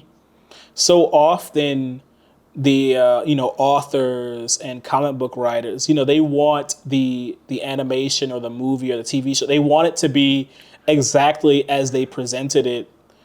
You could say it's a little selfish, but you could also say it's their right as a creator to want their work be just an animated version of what they made. And it says a lot about Oda's ego Yeah. that, because the original One Piece anime is not a one-to-one recreation of the manga, and he does not want that for this either. Yeah. And that's good. I mean, like obviously I know Oda's already very celebrated mangaka, so singing his praises is nothing new, but I have gained even more respect for the guy just for like being like, hey, listen, I get it. Like One Piece is like my thing, but like you don't have to just stay like rigidly to that structure. And so I hope that means that they, in this upcoming season and beyond, they can like change things in ways that make it more fun. Like I remember I loved watching the live action One Piece show. I thought it was really good. So, and I hadn't even actually read One Piece.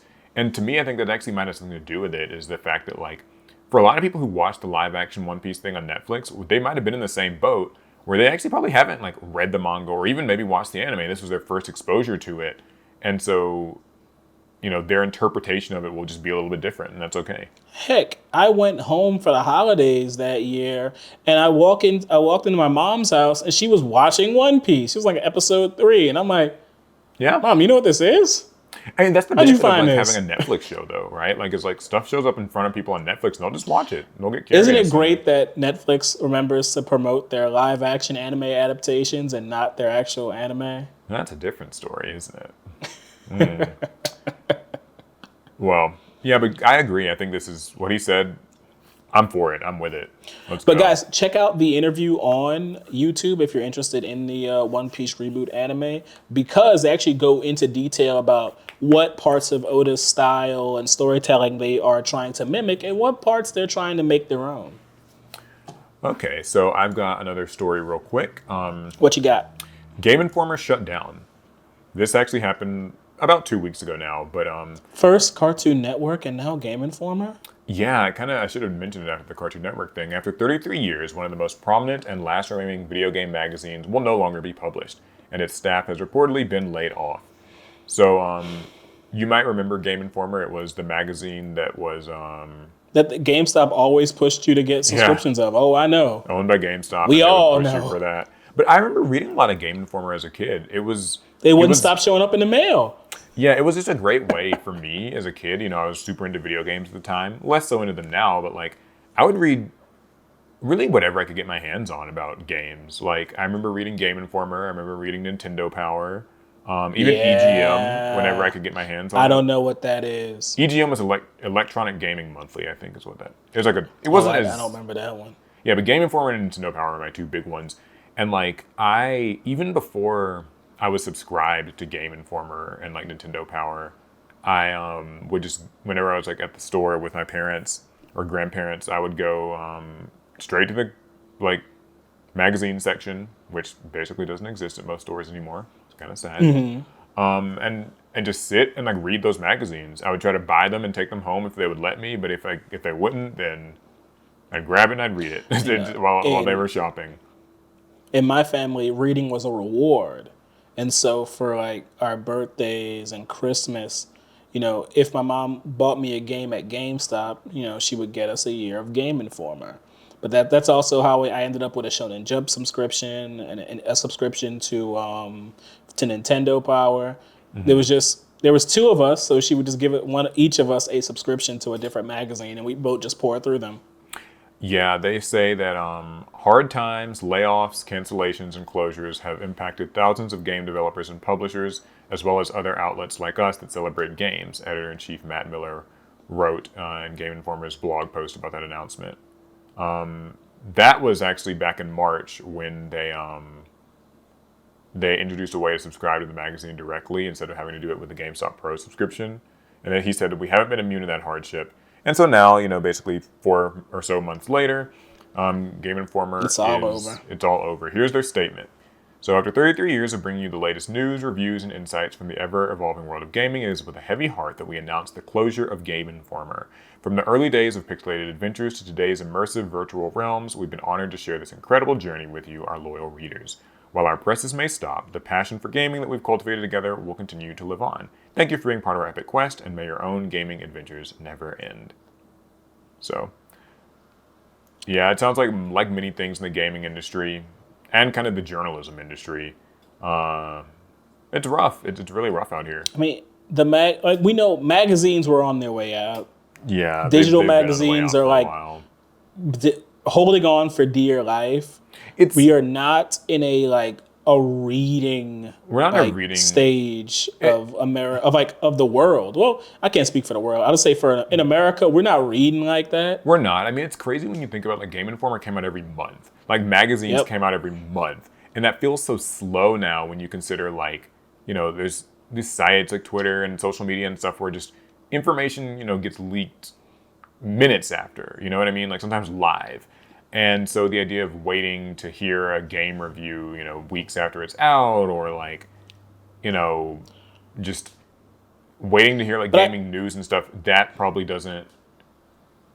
This is one of the big things. What's interesting about that is, we get our news faster now, right? Mm-hmm. But I don't think we're better off for it. I agree. No, 100%. I think it's you way notice more. how interviews and stuff are still far and few between.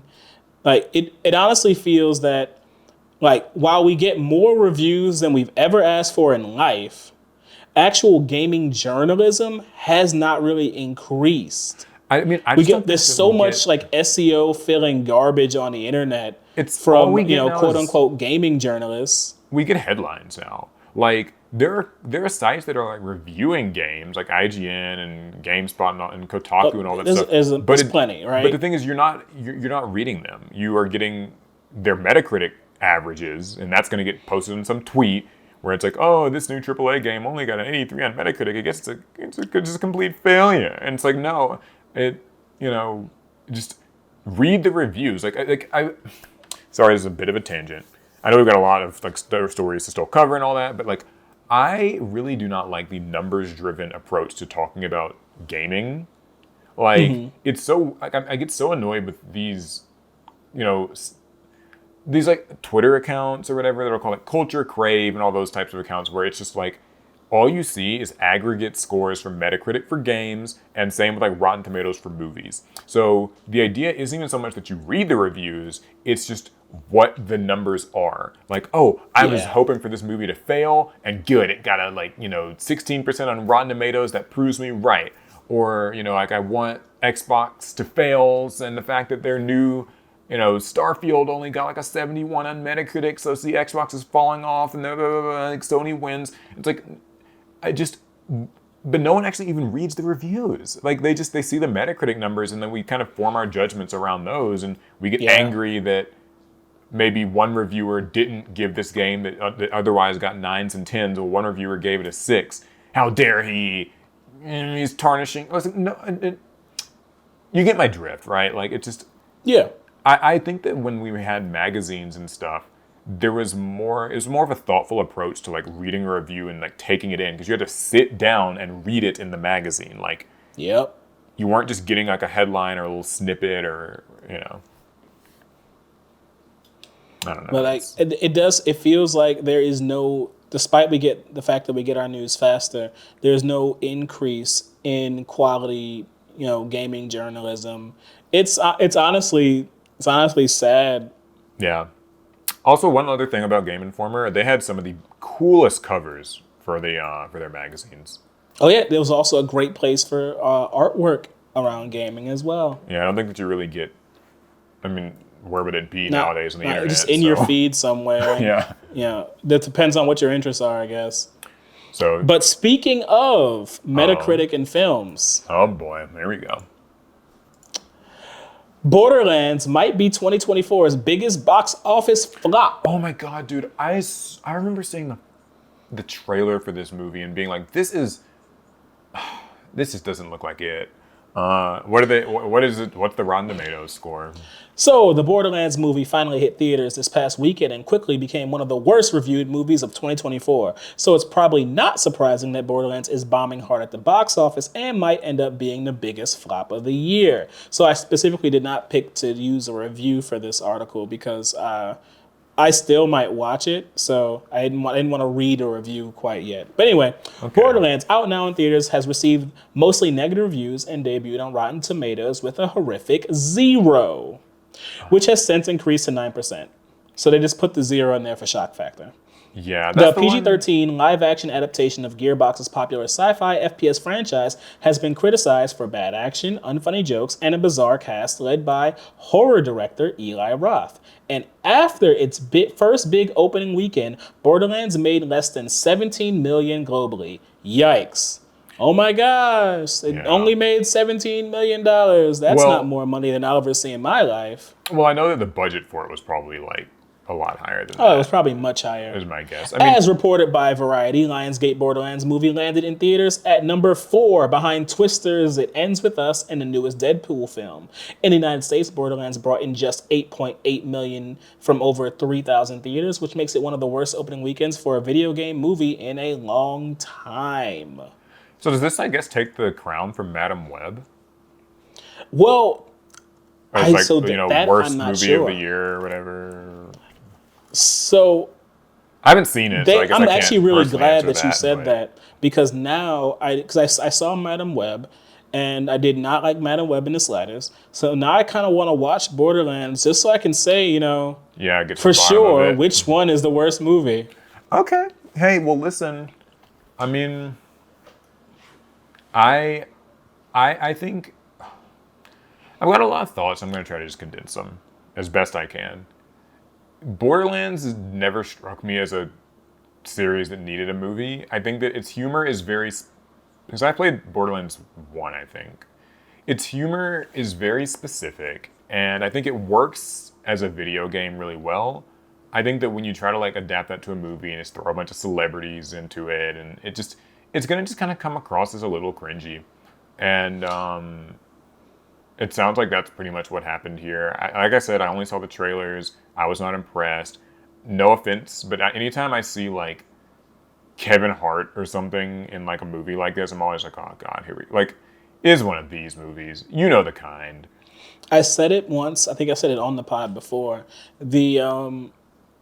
I had hope for the Borderlands movie until I saw Kevin Hart's name attached to it. And that's actually not a criticism of his ability as a comedian or an actor. It's actually just that Kevin Hart has a particular comedic style and Borderlands has its own. And they're not the same. If you make a Borderlands movie with Kevin Hart, what you're going to do is you're going to warp the script and the movie around his comedic style and not Borderlands. What I And some thought, people don't even think he's that funny. So, my thought was like, and this is, I feel bad for like isolating him because there are other like celebrities and stuff in this movie, or celebrity actors or whatever. It's just that when I see Kevin Hart in a movie, it's like, it tells me a lot about what type of movie it's going to be. And to me, that doesn't align with what like a Borderlands movie should be. We've kind of, the 2020s have been something of the age of like the video game movie, the video game film. You know, kind of like the Mario movie, the Sonic movie, but also even stuff like Uncharted and all that. And like, on average, most of them have been like pretty good. Like, really. There've been some flops, but like mostly pretty good stuff. This barely even feels like a video game. Like, I didn't even get the impression it was like a video game film. It just sort of seemed... feels, honestly, to me, it feels like a return to form. You know, in the mid 2000s or the early 2000s of video game movies, they were all horrible. Yeah, return to form, I get what you're saying. Okay. Yeah, it feels like we're going back to that. This is as much progress as we've shown in the industry of making video game adaptation movies. I forget who was in charge of this movie. Eli Roth, and is that Lionsgate? And Lionsgate proved that no, we can still make bad ones. We can still find a way. Well, unfortunate. I probably will not be watching it, but if you do, I'd love to hear your... Oh, I'm gonna watch it. I'd I love am to hear definitely going to your watch thoughts. it. Though I have to figure out a way where I can avoid paying full price, because I feel a little robbed, because I didn't feel great about paying full price for Madam Web either. Ouch. Okay, so a couple more stories from me. So the first thing is that Twitch is trying out this new feature that's supposed to help chat be a little less toxic. What they gonna do? Twitch, They are you already got sure you want to mods. send this? The streaming platform is testing a prompt that encourages you to pause before sending a chat message that might be offensive. So basically, yeah, they're rolling out this experimental prompt that's powered by machine learning, that encourages users, although this is like a good application of it, in theory at least, that encourages users to pause before sending chat messages that are potentially harmful. Our goal with this experiment is to help decrease harassment and facilitate more positive interactions on Twitter. We'll be running the experiment over the next few weeks. Stay tuned for more updates in this area soon. So basically, there's like this screenshot, and it's just like, you're about to send this message, and it'll just sort of be like, are you sure you want to send this? And I guess you can still hit yes, I'm going to send it anyway, but at least it's meant to make you stop and think. Thoughts? I actually support this. That actually might help. I find that the vast majority of bad internet interactions could be avoided if someone was forced to pause and consider their message a bit. I agree.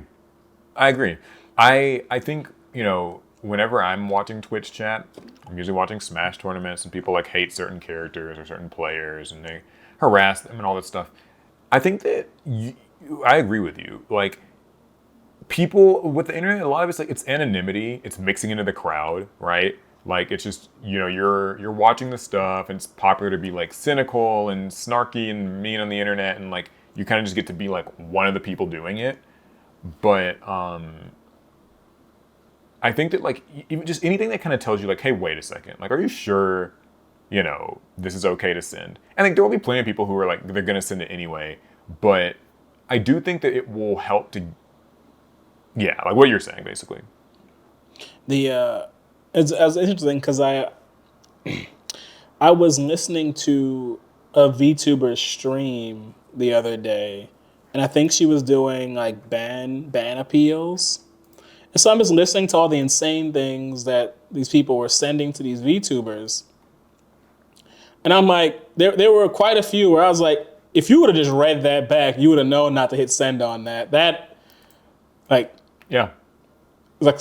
It's like you need a proofreader, if anything. And so to some degree, I think this helps, because if you get a notification like that, then some algorithm within Twitch has already flagged your comment like, hey buddy, I'm, as a representative of Twitch, I'm telling you, probably not your best work. Maybe take this one back to the drafts.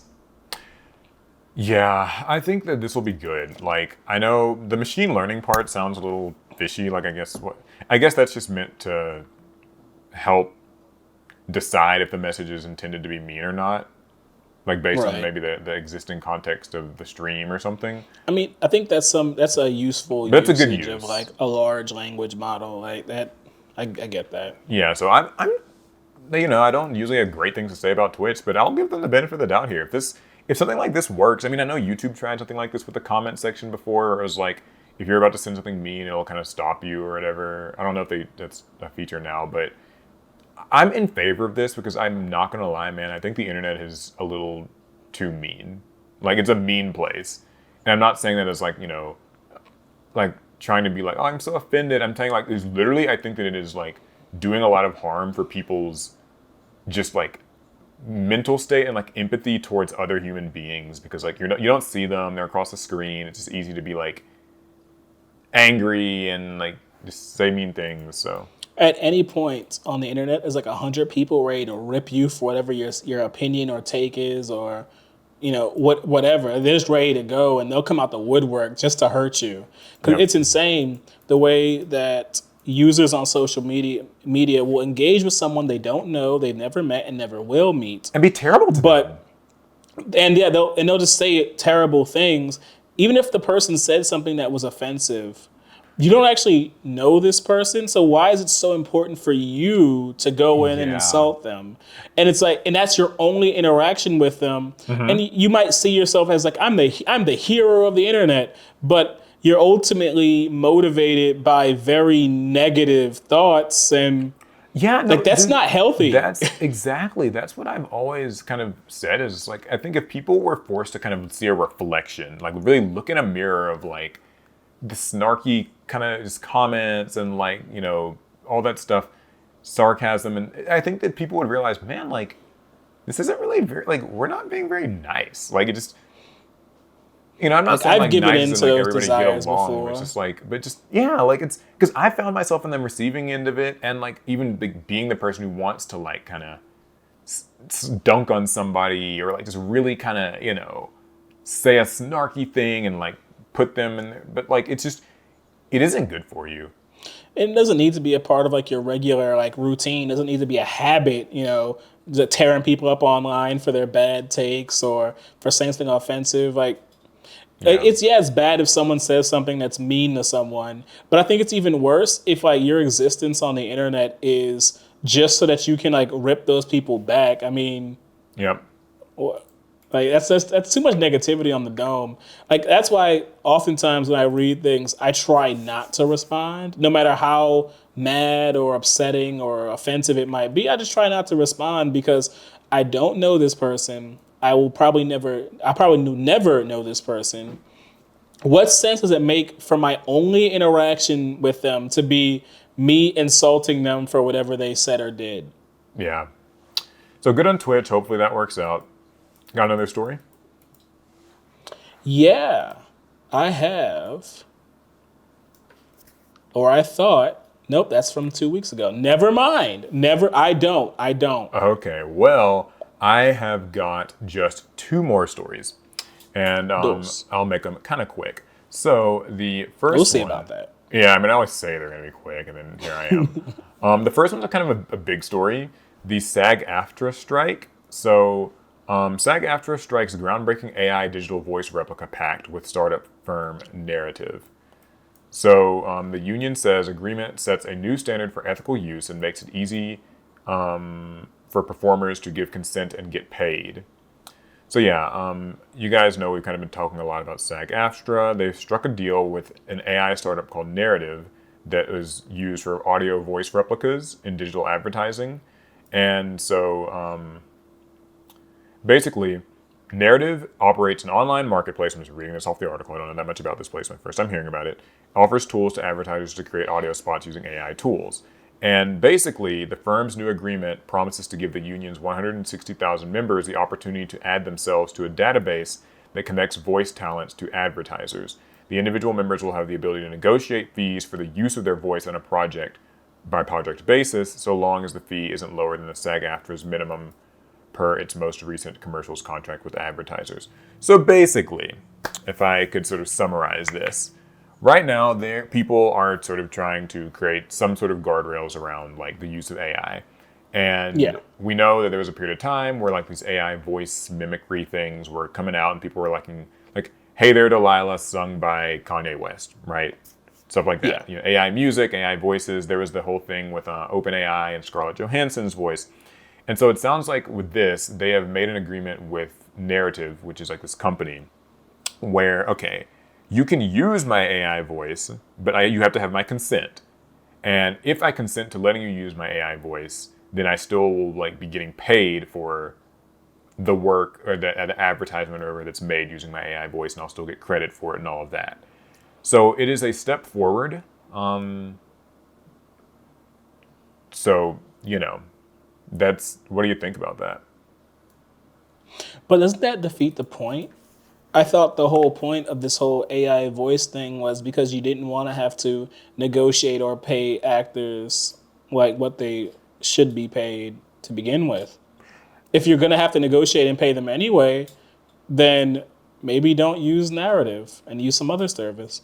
Well, I guess if Narrative is the biggest one or the most advanced one, then maybe that's what companies would want to go to. But you're right; they could probably just find some other place. I think with Because it just feels like it's a lot of trouble when I guess you could have just done this normally.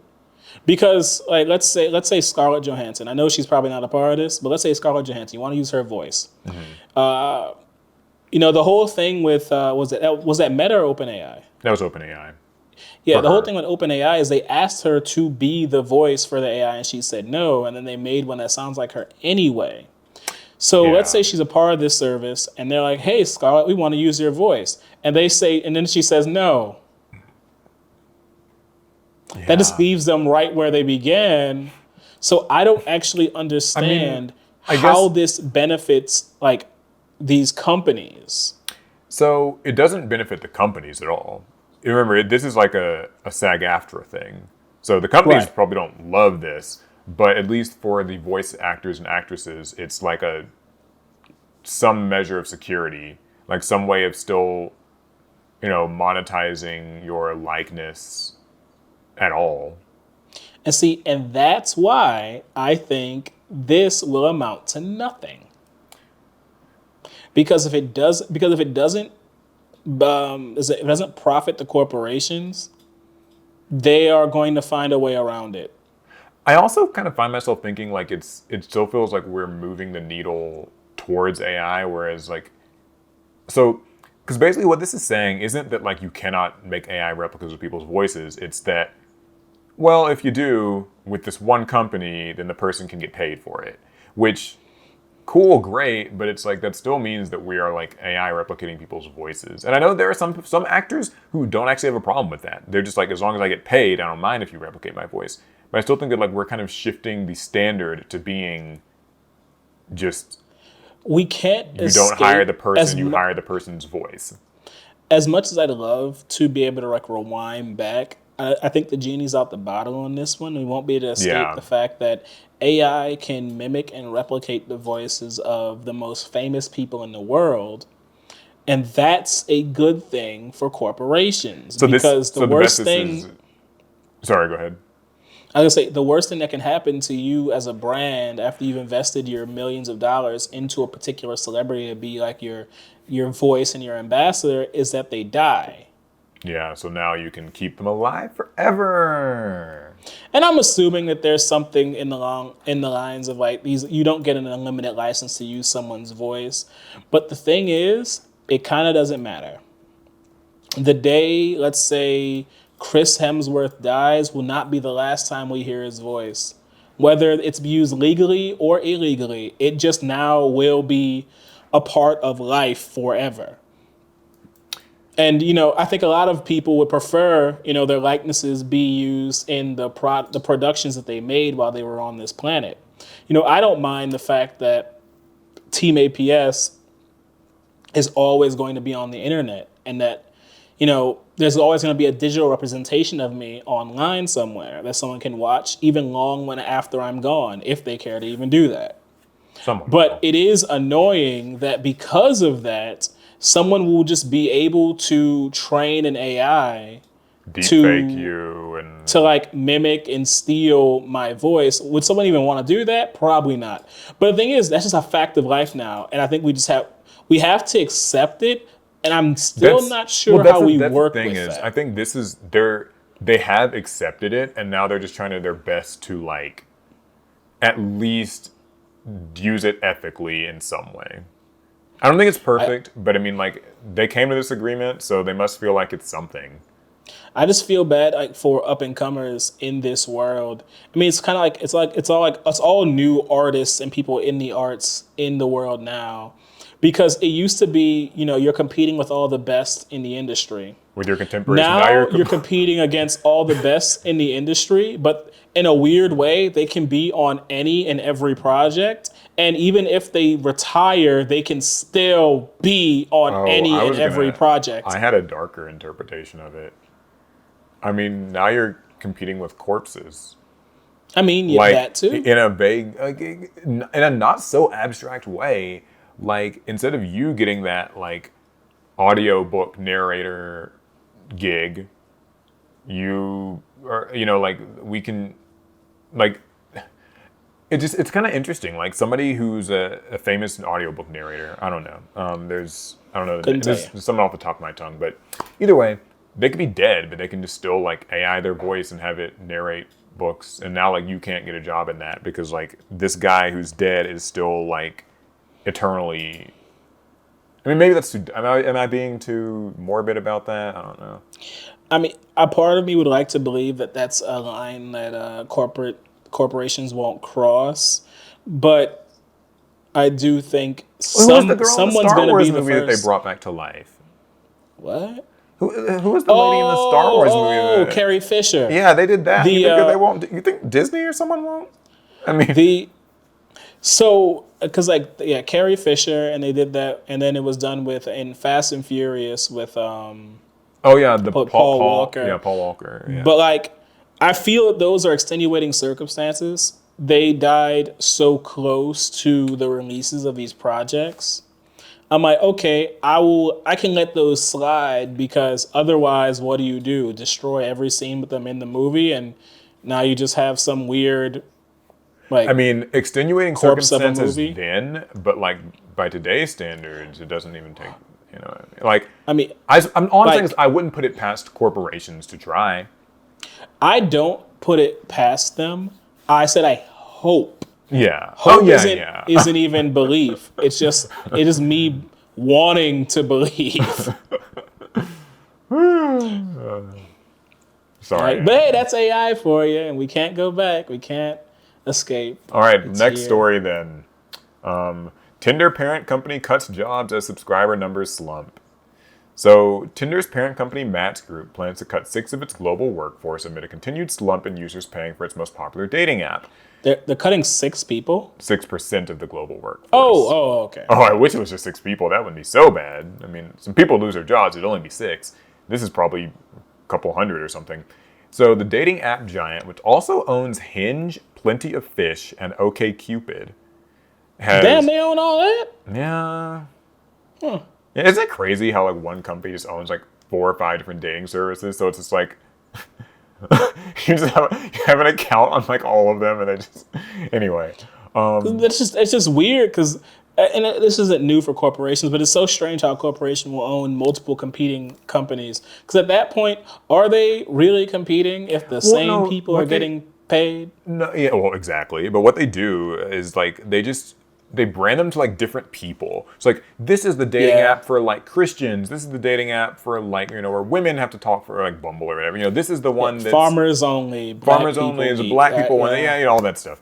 Anyways, yeah, so the dating app giant has revealed an 8% fall in the number of paying Tinder users. It said job cuts would largely stem from shutting down its live streaming app Hakuna. I've never heard of that. And removing live streaming features that are available in some of its dating apps. So, Match has reported declines in Tinder subscriber numbers for several consecutive quarters, although it still remains the world's most popular dating app, and the dip was at least less than some investors anticipated. So, it's been challenged by rival dating apps like Bumble that reported an increase in the number of paying users last quarter. So,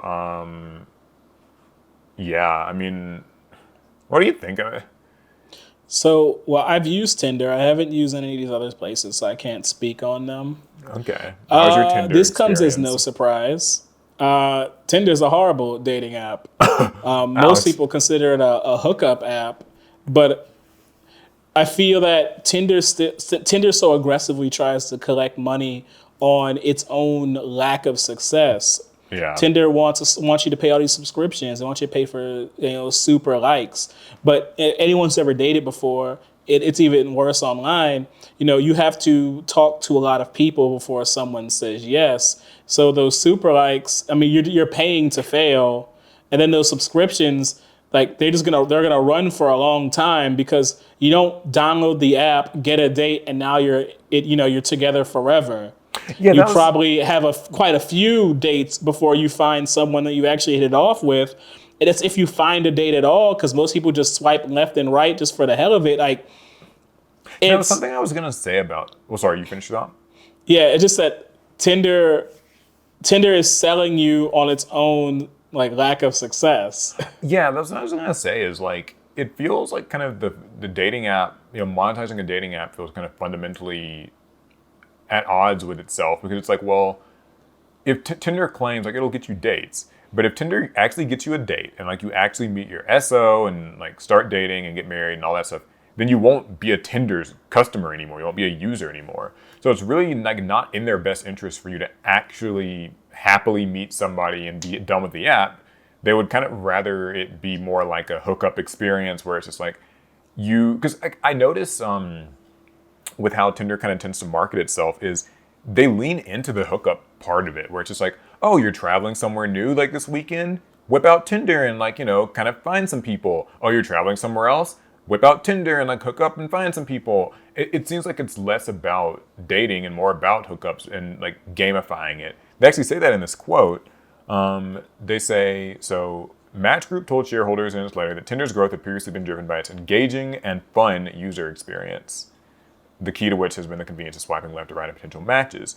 But it said that what users want from dating apps has since changed.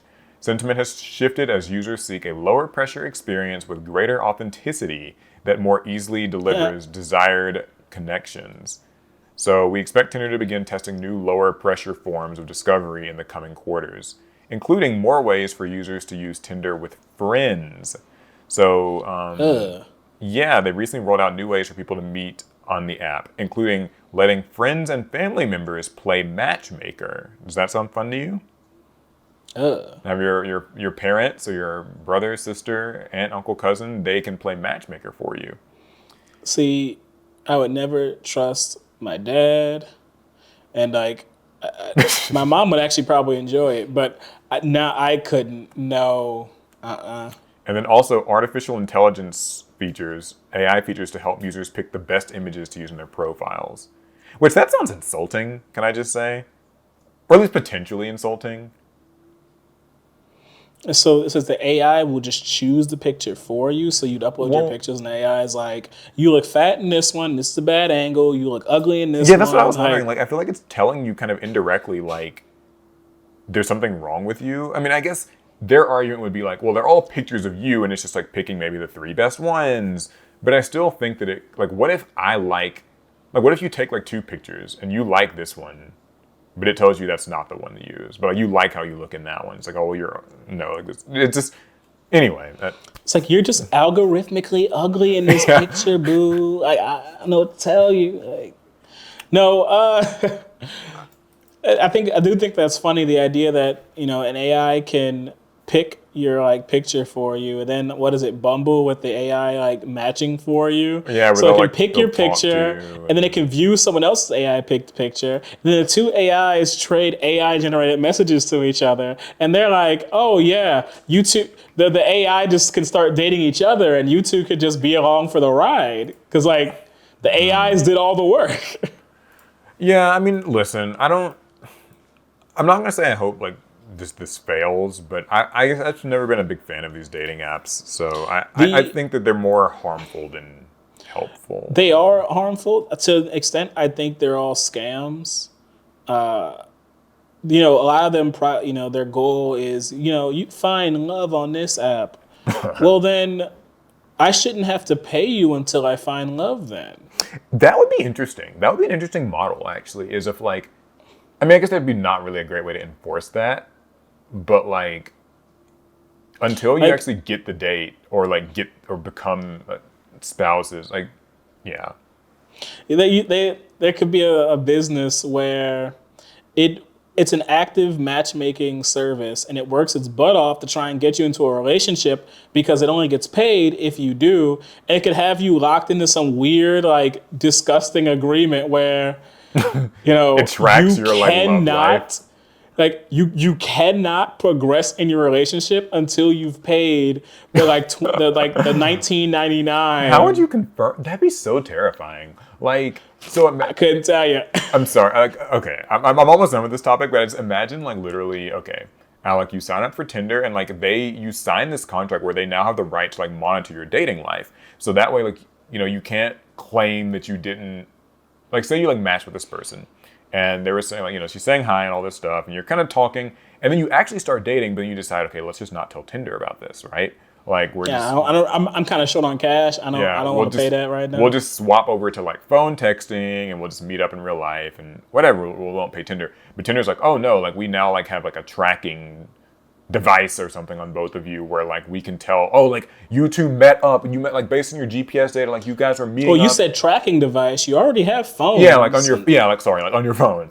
And so, like, it's, like, tracking, like, oh, like, Alec met up with her. Like, they met up at these two places. We saw that. So, like, that means you guys were dating and you didn't pay us. Like, isn't that terrifying? Ooh, it could be interesting. On these dating apps, you chat within the app. The chat could filter out and censor out any type of personal or identifying information. So you are literally unable to take your relationship to the next level because anytime you try and send a phone number or an address, it just censors it. Just blocks it. Do you even get to know, like, their name? Or do you, like, I mean, because you have to know their name so you can at least... Wait, it gives you a fake name. It changes it. Oh, that'd be great. and then it wipes out any mention of a real name in there. Oh my gosh. Oh my god. So now if you really want to get to know this person, it's like, hey, you better pay. Y'all was hitting it off, huh? Alec, with that $19.99. I think we need to stop giving the places ideas. Hey, at least they're actively trying to, they want you to find a relationship, unlike Tinder with these subscriptions and stuff, where technically they don't want you to find the relationship. Because how crazy would that be to have entered into a relationship and you still have Tinder on your phone because your subscription's still good for the month? Our last question about it then is this with this idea that we're proposing. How much would that be worth? Like, because you're saying $19.99, I think they would charge way more. Like, how much if Tinder or some dating app found you a successful relationship, which is weird to say, like they found you a person, what is the monetary value that you place on this successful matchmaking experience? So I guess it depends on how much you value whatever the next step is, right? Right. Like, how valuable is a date with a person you're genuinely interested in worth? What would you say? Just if you had to throw out a number. Like, you're feeling chemistry with this person and, considering the point that you're at I have to take into account, like, how much that might be spent on said date. Because it's a little interesting. Like, for a lot of people, a first date can be very, very cheap. It could be a meeting up at just some place. It could be coffee. It could be a walk. Then at that point, then I think, if it's someone that I'm actually interested in, maybe it's worth more because I'm not going to be spending much on that date itself. Like, would it be like $100? $50? $200? Like, I don't know. Because I've been on a lot of just nowhere dates where like we both showed up, neither of us were into it from the start, but out of social obligation, we just kind of go through the motions. And I'm pretty sure I'm out like $50, $60 after. So, like, what would you say that date was worth, experience-wise? So that date was worth -60 because I lost $60 for nothing essentially. So Well, but I I would guess, like, there's, say like, value if I'm in... being guaranteed, right, a date of someone I'm actually interested in, it has to be at least $60 because I was willing to pay that for a nothing For a date. date. Yeah, okay. I get you. It's I don't know interesting. what the upper limit is, but it has to be at least 60 because I've spent that much on a nothing. So Yeah. And then there's, like, also, there's so many other places you can take that. Like, what is a hookup worth? Because, like, they might just, like, charge you for a hookup. Like, what? Then I guess that's, like, putting a price on potentially sex, and it's... You know what? Never mind. but you're not paying the person, you're paying the pimp. Yeah, maybe. Anyway, okay. All right, before we get into the pot of greed, I've got a fun kind of just nonsense one. This isn't even a story, it's just an I feel opinion like all of I our want. stories are nonsense. Oh, also a little bit Okay, I'm about to send you this picture. This I wanna is look a at this. new collaboration between Oreos and Coca-Cola. So, they're releasing Coca-Cola flavored Oreo cookies and Oreo flavored Coca-Cola. I'm going to put this image on screen as All well right, for Paul. people to... What's your just All right, Paul. first reaction? What are you thinking? I kind of want to try it. I'm not gonna lie to You you. kind of want to try it? And I usually don't like these sort of things, but I actually, I don't eat Oreos like crazy. But of the like cookies that I could be eating as a snack, I do like an Oreo. I love Oreo And crisps. They're great. The little crisp ones. Coke They're so good. is my go-to like soda. If I have to have a soda, typically like a Coke Zero or something. Right. I don't know. I don't think I'd like it, but I'd still want to try it just because I like the two things individually. I'd want to try one of each, and then never again. I would hate to like this since it's a limited thing. I would I would go certainly- into it expecting to hate it. I'd be willing to try it. My favorite thing about it is the fucking slick ass like packaging. I love it the does black. look The nice. black packaging looks so nice. Ooh, Like I would clean. actually. It looks really clean. I would definitely try it's it. clean. Okay. Anyways, though, that brings Like, us. can I get some shoes in that? Like, can I get? I could. Yeah, actually, those fit are around pretty that. cool. It's a good. Like, I wonder when this. That this design. This is a thing. It is releasing. Just real quick, I'm trying to find a date on like when it's supposed to be I coming need out. them Oreo and Coke. Like, The awesome treats will begin rolling out at retailers nationwide starting September 9th for a limited time. If you're looking to get your hands on them ASAP, both products will be available for pre-order in early September at Walmart. So, cool. pre-order at Walmart? How do you do Yeah. that? I guess know like you maybe could you do it on their pre-order. website, walmart.com or something. I've never heard of pre-ordering at Walmart before. I didn't know they did that. Yeah, I wonder what it's going to taste like. I might actually try that out. We could do a little taste test. It'd be fun. I'll try. But just one. I'm pretty sure I'll hate it, but I'm willing to try. I will if you will, so. Okay, now that brings us to the pot of greed. It has been one of our very long snap. weeks, so we're still not done. We still got to answer these people's questions, man. Yup. So, first of all, just a reminder to you guys, if you want to submit questions for the pot of greed, you can always do so. Check at the link. description. Yeah, link in the description. We always love to hear about it. You can even submit them in a review if you so choose. That's what we do. We've had I think a couple people ask us questions in the reviews, so that's a slick way of getting a question in. Right. All right, so here's the first question.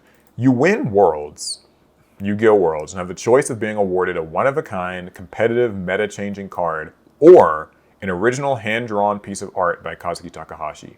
Which do you choose? The art, obviously. I think the art's the easy answer. Although like this is Yeah, kind of a difficult one because I mean Kazuki Takahashi's passed now, so I suppose that art's worth a lot. Like, that's crazy. Well, I suppose it wouldn't be able to be anything that's like originally like drawn like for you, but it would maybe be something I guess since he's But it no still longer could be an with us- original piece an that original has not piece. been circulated. Because Yeah, I mean, being an 100%. artist, there's got to be plenty of pieces that just exist. 100%. that I'm no taking one's the ever Kazuki seen. Takahashi art. I don't give a shit about a meta card. Like, Right? I don't Like, because Konami will fucking reprint that shit. Knowing them, they'll be slick. They'll reprint it 2 in like a year or two. years. Yeah, it'll be. I don't care like what the meta card is because like the thing is, even if I got some cool meta card, I don't know, man. One of one Kazuki Takahashi, like half the prize support debate right now is around the fact that Yu-Gi-Oh needs like serialized cards or Wait, Paul. What if what this if. could change things? What if you got to pick the archetype that card is for? This still doesn't change it for me. Like I don't know, man. Like a crazy Plunder Patrol card that only I have. That made me waver a little. I won't lie. yeah, yeah. Well, anyways, here's the next question. By the way, I'm taking the Kazuki Takahashi card. Maybe you can get both. Maybe Kazuki Takahashi draws your archetype That's support not card. possible. I mean, yeah, I guess that couldn't really work, but I like, guess with AI, anything's possible. yeah, maybe they'll do. Oh god, that's dark. Anywho, hot take. It's perfectly okay to like pendulums. It's not okay to vouch for them as a mechanic, knowing how negatively they impacted the game, both from player and business perspective.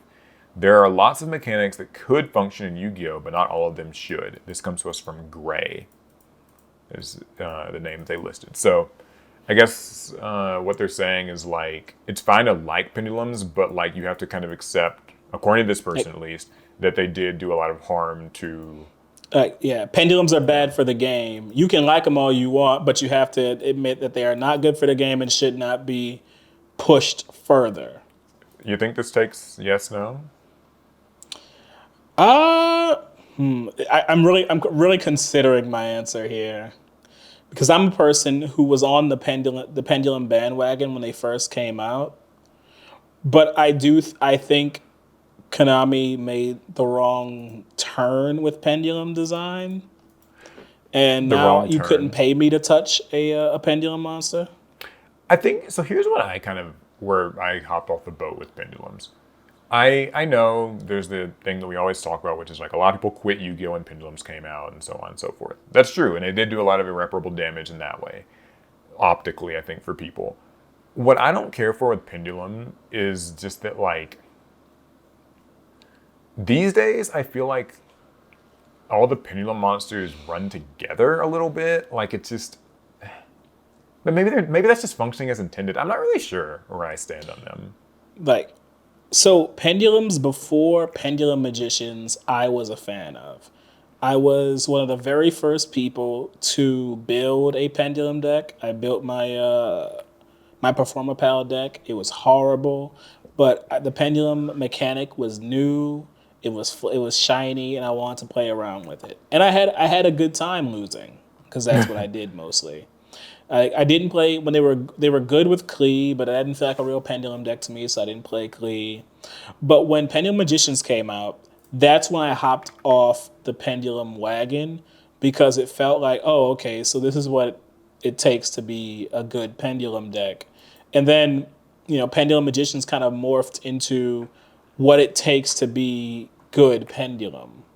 You had to join the pendulum soup at that point.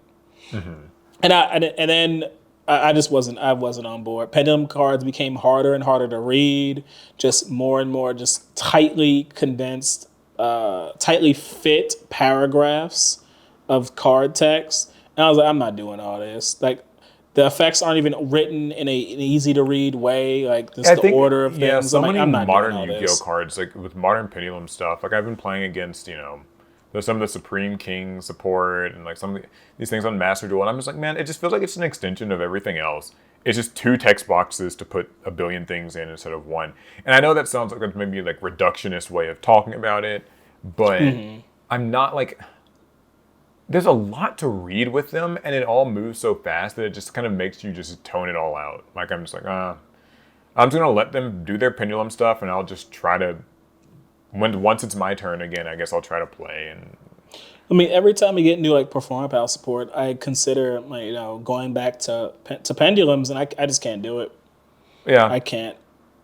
yeah, not. But as far as this question goes, is their hot take valid? You know what? I mean, I think so. Sure. Like, Sure, yeah, I'm gonna give it to him. I'm gonna give it to him. I think they're right. I think like it's fine to like pendulums. Like I'm not saying that they need to be banned. I don't think that they personally ruined Yu-Gi-Oh for me. There's other things I think have ruined, Yu-Gi-Oh in a bigger way than maybe Pendulums have for me. But I do But think Yu-Gi-Oh would be a better place. Like Yu-Gi-Oh going forward should print as few pendulums as humanly possible. ooh, there's a fun spicy take. People might not like you for it, but it might be true. I'm sorry. And look, this is somebody who has ultimate rare copies of Odd Eyes Pendulum Dragon. That's how in I was. All right. Well, the next question I got 3 of them. is Oh, here's a quick one. This isn't even like I'm not gonna count this as a question. I've been shouting for more Digimon content. Yes, I'm the guy that you see every time in the comments. His name's Caesar. When are we going to see Alec enter a regional? I mean, I've entered regionals in the past. It's just a pain to get into Digimon regionals. You have to sign up so early, and the last one I signed up for, I missed. I kind of just forgot it was happening, When are and you then gonna I got enter double one? booked. Yeah, when are you gonna Like, enter one though? well, when? I don't know. Like, I'm just kidding. I don't a know. lot of factors have to line up. Well, hopefully we'll get. I mean, actually, there's like a store thing that's happening this weekend. You said, right? Yeah, I mean, we have an Evolution Cup, but that's essentially just a locals with an edge to it, you know? Yeah. You Well, might have some people come from out of town because they want to win those prize cards, and they weren't lucky in their Evolution Cup, and they might come in for yours. But Well, the next actual question is, as you've previously mentioned, there's some amount of monolithic thinking in the Yu-Gi-Oh community that leads to some harsh judgment against certain players and play styles. How do you think we could break down that mindset of Yu-Gi-Oh players and create a more open space for people who have different ideas or styles? Well, I agree with the I premise. think A lot of people don't Yu-Gi-Oh! like stun decks. A lot of people don't like trap kind of control decks. You know, those are the ones I hear like kind of dissed the most. So I think a lot of it depends on the space. So it's all about where Yu-Gi-Oh discussion takes place and the types of spaces that these are. Like, so a lot of discussion about Yu-Gi-Oh happens in YouTube comment sections, but comment sections are notorious for being just the monolithic thinking of whatever YouTuber they're all following because they're all fans of it, or they all hate the YouTuber and they're just opposite of that YouTuber, and so you still end up with with whole essays of monolithic thinking and like group think. Twitter is another big place for Yu-Gi-Oh group think, but Twitter purposely tries to show you things that you agree with, and then things you disagree with. You and all the people that agree with you just hop in there to all hate on it together. My honest, I think. Sorry, go ahead. I was going to say my point was I think Yu-Gi-Oh needs new spaces that encourage like diverse thinking and play styles and deck building.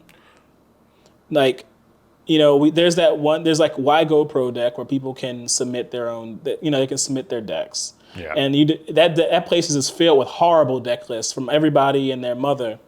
If we had more places like that where it's just A place more kind of open, dedicated to. and it's hard creativity because- is the goal. Yeah. I think there we would get more diverse thinking. It's just hard because it's like, whoa. The moment there's a place that's like supposed to be like kind of a free thinking, that sounds like a political thing. Free thinker. A free thinking deck list sharing spot. Like everyone's gonna flock to it, and then the same mentalities will still take over. Is like that is, you know what I mean? Like if it's like a place where you can post deck lists and maybe people are allowed to comment on it or share thoughts, then they're just gonna share the same negative thoughts. I mean that's true too. I mean, I guess anytime you let people congregate in a space, they're going to form their cliques of people who agree with them. So maybe we don't. Maybe what if Yu-Gi-Oh players didn't get to communicate? Maybe we just don't. No Yu-Gi-Oh player can ever type a sentence online again. Well, you know what's actually funny about you mentioning that? That was what I was about to say next. Was that my solution for this is what I've been doing for a vast majority of my competitive Yu-Gi-Oh time is I actually don't talk a lot at all about my gameplay thoughts about Yu-Gi-Oh, which might sound strange to some people because they're like, oh, well, you always make like these ball talks videos about like this or that, problem with Yu-Gi-Oh. Very, very, very precious few people know how I like approach deck building or how I kind of approach decision making in game, and I kind of like to keep it that way. So it's maybe not like the overall solution to the problem, but like I'm not one of those people who like after typically like Yu-Gi-Oh players will discuss how their rounds went, or they'll discuss like how like a tournament report, or they'll kind of talk about the results of these events and stuff. And I don't really ever like share any of my opinions with anyone.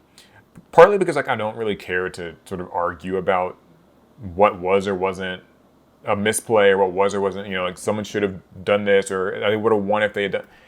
As far as I'm concerned, I mean, I just kind of play. I play the game that is in front of me in the way that I like to play it. And if somebody has like kind of a criticism or a critique of what I'm playing or how I'm choosing to do it, I just don't engage with them. I don't really respond because I mean, maybe I'm like just too jaded about the internet, and like I don't think anybody ever really talks about stuff in good faith online. But I just kind of like play. I just play Yu-Gi-Oh for myself, and like people's opinions be damned. I don't know. Hey, fair enough. Like it's gotten me this far. I've seen some success with my approach to it, and maybe the downside to that is that like sometimes I kind of just sandbag a little bit. Sometimes I'm like, oh yeah, like I'll just sort of like if I'm streaming and I'm playing on stream, I can never take it seriously. I always just kind of like screw around and like whatever. Yeah, or like take your foot off the gas a little bit. Yeah, or like that even happens like at locals at times. I'm just playing for fun. I'll just kind of like mess around because it's just I don't know. When I'm in my zone, that Yu-Gi-Oh is for me and only me. Yeah. No, I get that. Whenever I'm playing online or streaming or like shooting content, I typically just let people win. I'm not locked in. I'm not trying to be locked in. I just kind of like. Does that mean? Because it means I lose a lot more than I probably like. But I'm not. If I'm, in my opinion, performing, I'm not actually trying to win. Not really. Yeah, that's also why like I even have a hard time like wanting to say like stream Master Duel or make Master Duel content like. Because I was telling you just before this podcast about like some of my experience, behind the scenes in like Master Rank and this new rating thing, and like how intense the duels get, and how like I'm taking them very seriously, but I want that for me. Like I don't. That's like a me in the game experience. I don't really think. Well, Paul, that means you can stream all the other events in Master Duel now, doesn't it? Yikes! They're starting a Water and Wind festival, I think, tomorrow. Well, there you go. So content. All right, the final question comes to us once again from Big Kooge, who they did say that it's one syllable. They said Alec got it right last time. K-O-O, like koo, plus sh, so koosh. Anyway. Big Koosh, all right.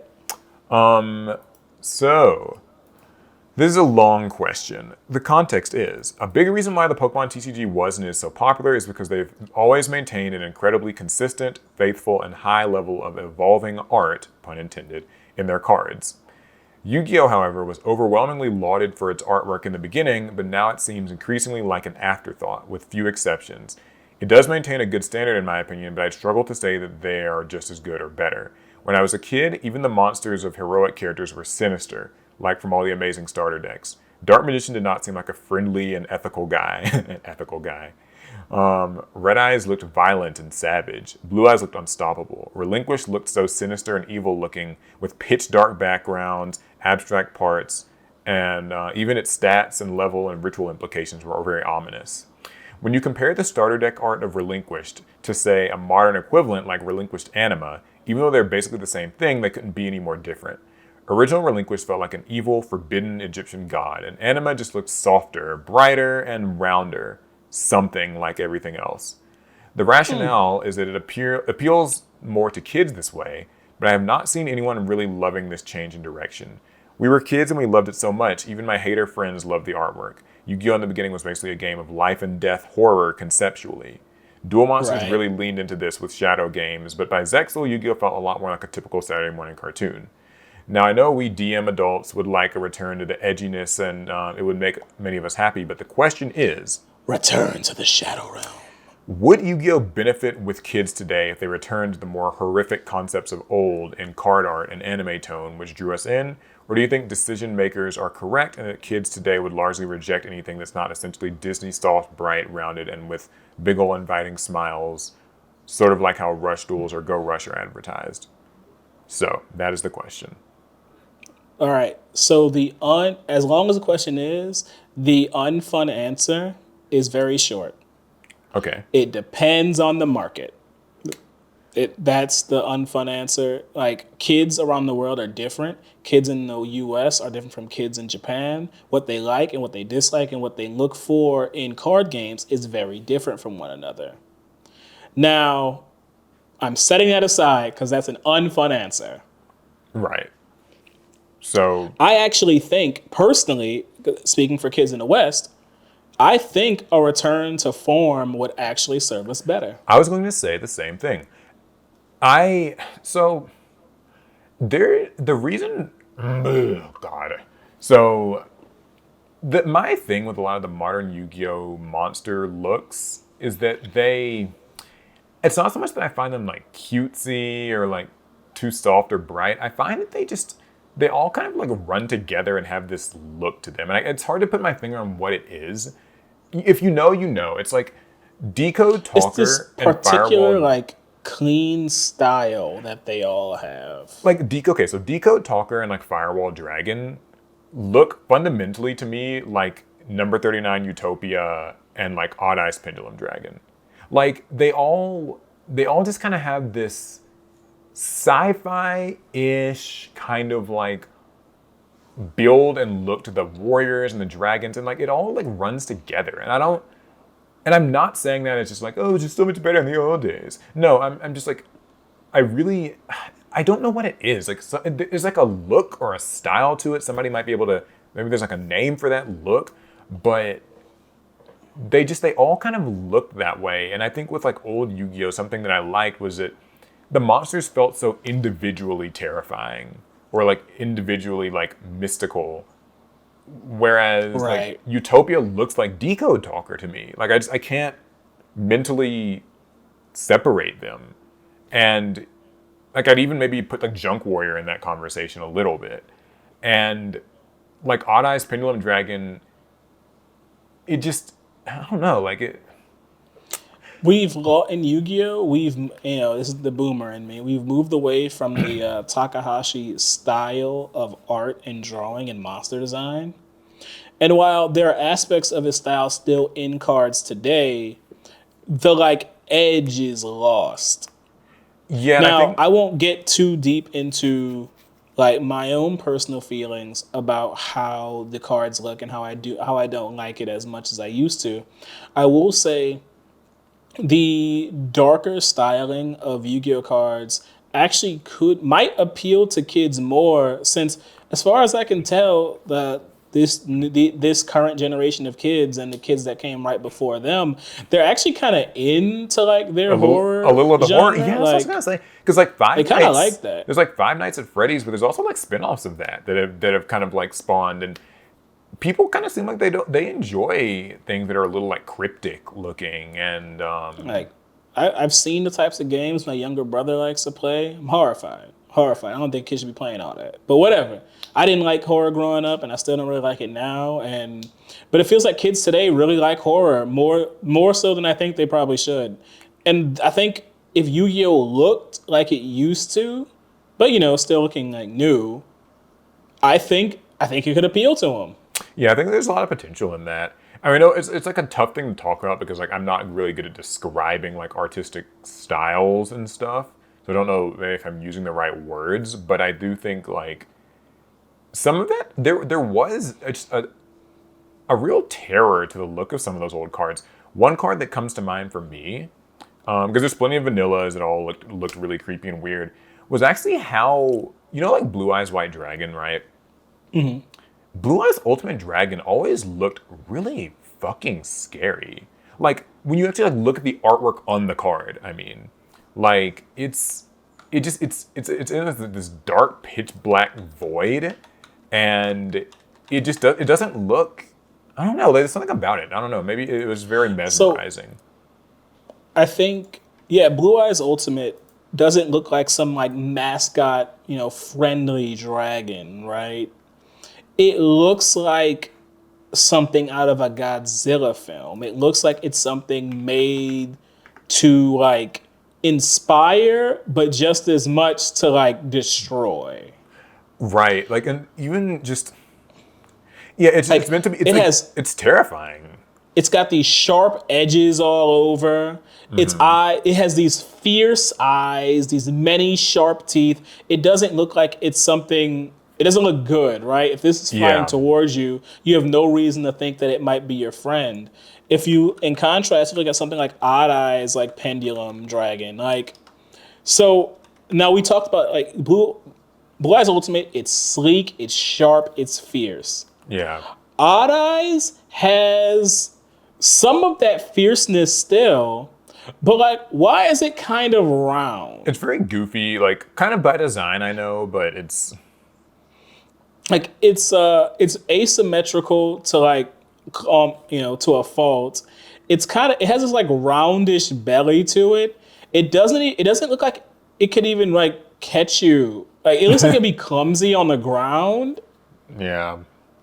Like I'm not saying it looks derpy. It's just like it doesn't look as scary as maybe it could. There's also one last hot take I've got to add to this. It's like this isn't. I'm speaking strictly from an aesthetic design sort of atmosphere perspective, not on game design. I think that archetypes kind of ruin it a little bit.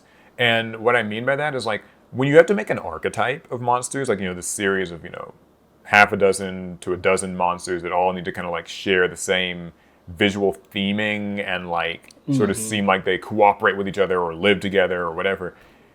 Suddenly, like you have to kind of start giving them more like personified aspects to the monsters a little bit. Like so many of these, like I look at maybe like the Dinomorphias or like, Centurion or just whatever. And you'll find like these kind of like anime characters really, where they're like anime characters wearing like a cool kind of, jumpsuit type of thing. And like, and they have like each one's got their cool weapon, but they're also like smiling and have a kind of an anime art style. Like that I think has pulled us a little bit away from making these more like individual monsters that are just, there's not like a story to, to Exiled Force per se. It's just kind of a group of ugly bandits or, An example I'd like to draw is the Charmer monsters as being one of the earlier archetypes in Yu-Gi-Oh! I think they were popular because they were also one of our first like clear, like, oh, these kind of like remind me of an anime character, right? They all had their different colored hair, their similar outfits. Like you weren't scared of a Charmer, right? Yeah. There was no primordial fear. And but that encapsulates kind of the archetypal problem. The shift, yeah. And now the Familiar Possessed series helped a little bit. Those look kind of scary. Like I do like that the Charmers still kind of had a mystique about them. Like you didn't really get the full story of them until like much later, so that was maybe helped a little. I don't know. Because like I remember when the Familiar Possessed series, all their monsters they became scarier. The monsters were bigger. They looked strong. They looked fierce, and I think that helped counteract it a bit. But with archetypes, it's no longer a solo monster. It's now a group of monsters united in a common purpose. That can't be as scary, right? Yeah, because like you don't get to imagine that, like, because Relinquished is just a single monster that kind of just exists. It's a horror it's thing. scary, like someone summoned it through a ritual. Whereas, like, if you've got like this archetype of monsters that are like, the element sabers, then sure, maybe the elemental lords can be scary monsters individually, but you've got these elemental sabers people who are just kind of normal humans in colorful armor, and they're summoning them. And it's like, suddenly it's just not the same. Yeah, it's like it's strange. I think there are some good examples. There are exceptions to this. Like we're not saying that across the board all Yu-Gi-Oh art has lost its edge. It's not as interesting, and archetypes are the problem. But you'd have to be crazy to say that Yu-Gi-Oh looks the same and appeals the same to people as it used to, because it's not possible. You cannot say that. Right. So yeah, I mean, I think I agree with kind of the premise. I do think that it would be nice to see them try out this art style. I don't think that they really will, but hey, I agree. I agree with the premise. I think Konami is satisfied with the direction they're going in with with Yu-Gi-Oh card design. Because I mean, even in Rush Duels, they are going further with their own design, and it's not the horror that we grew up with. So Cool. Well, those are the questions from the Pot of Greed. Thank you guys so much for your submissions. Really appreciate them. Now, real quick, what is something cool or interesting that you have read or watched or seen or listened to recently? okay, If you had to yeah, share. yeah. So this week, I was doing a lot of work on the computer, and I decided to like turn on the TV and just have something playing while I was working. I was this anime because the anime had a dub, and that's the reason I put it on. It's like a fantasy anime called like I'm Quitting Heroing. My Okay. next gig is at the Demon Queen's castle, and I like isekai just fine. I'm not an isekai hater, so I put it on. I was like, oh, maybe it'd be a good time. The concept was like this hero. He quit being the hero because people kind of turned on him once he'd finished his job, and he decides he wants to join like the demon's army. And I was like, okay, cool. I put it on, and the first few episodes is actually kind of interesting. He goes around teaching the generals of that army how to be better like managers and leaders. He gives them advice on how to disseminate work to other people to lighten their workloads. He tries to help them learn how to rely on others to work more efficiently. And I was like, I'm just listening as I'm working, and I'm like, yo, he kind of like spitting some real advice. Like if you are entering into like the corporate work environment and you're expected to work within teams or even lead a team, the boy is not lying. He there wasn't a lie in the show. Of course, it's got its other like isekai BS all mixed in, and by the end of it, it becomes a much more existential question of what do you do when your job is finally done? And at one point, his answer was death, and it was actually a very interesting ending to the anime. It was only 12 episodes long. That's why I can talk about the beginning of it and the end of it. But yeah, it was a surprisingly good watch. I mean, I didn't watch like that much. I mostly listened, but I enjoyed it. I can't lie. Cool. Well, the video that I was going to recommend for people is actually it's a YouTube video because that's kind of one of the things that I'm usually YouTuber recommends watching. YouTube video. This is a really useful video from Linus Tech Tips that they just released a couple days ago, and it's actually about how to rip your Blu-rays. So it's not technically telling you to go download illegally pirated movies. No, it's not. That's not the point of the video. It's more like ways of sort of archiving your Blu-ray discs into like a digital form, and then keeping them on a server or whatever.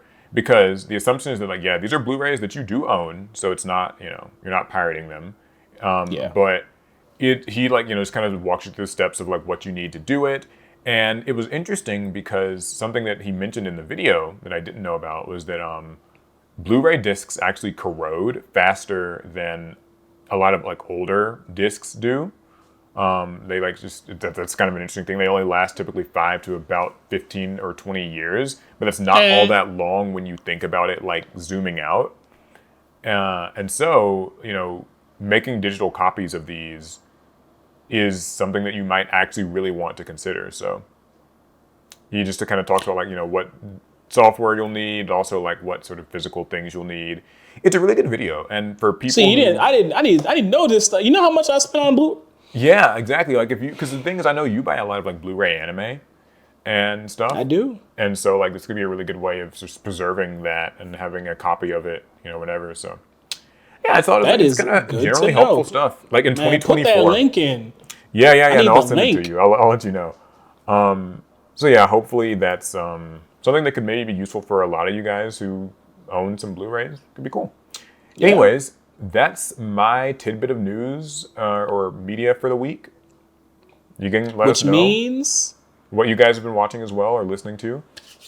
But that concludes. and that means Yes, the end that of this the is Pot of the end. Greed. I think this is our record for the longest episode yet. We're at like 3 hours, so No way. What? Oh my Yeah.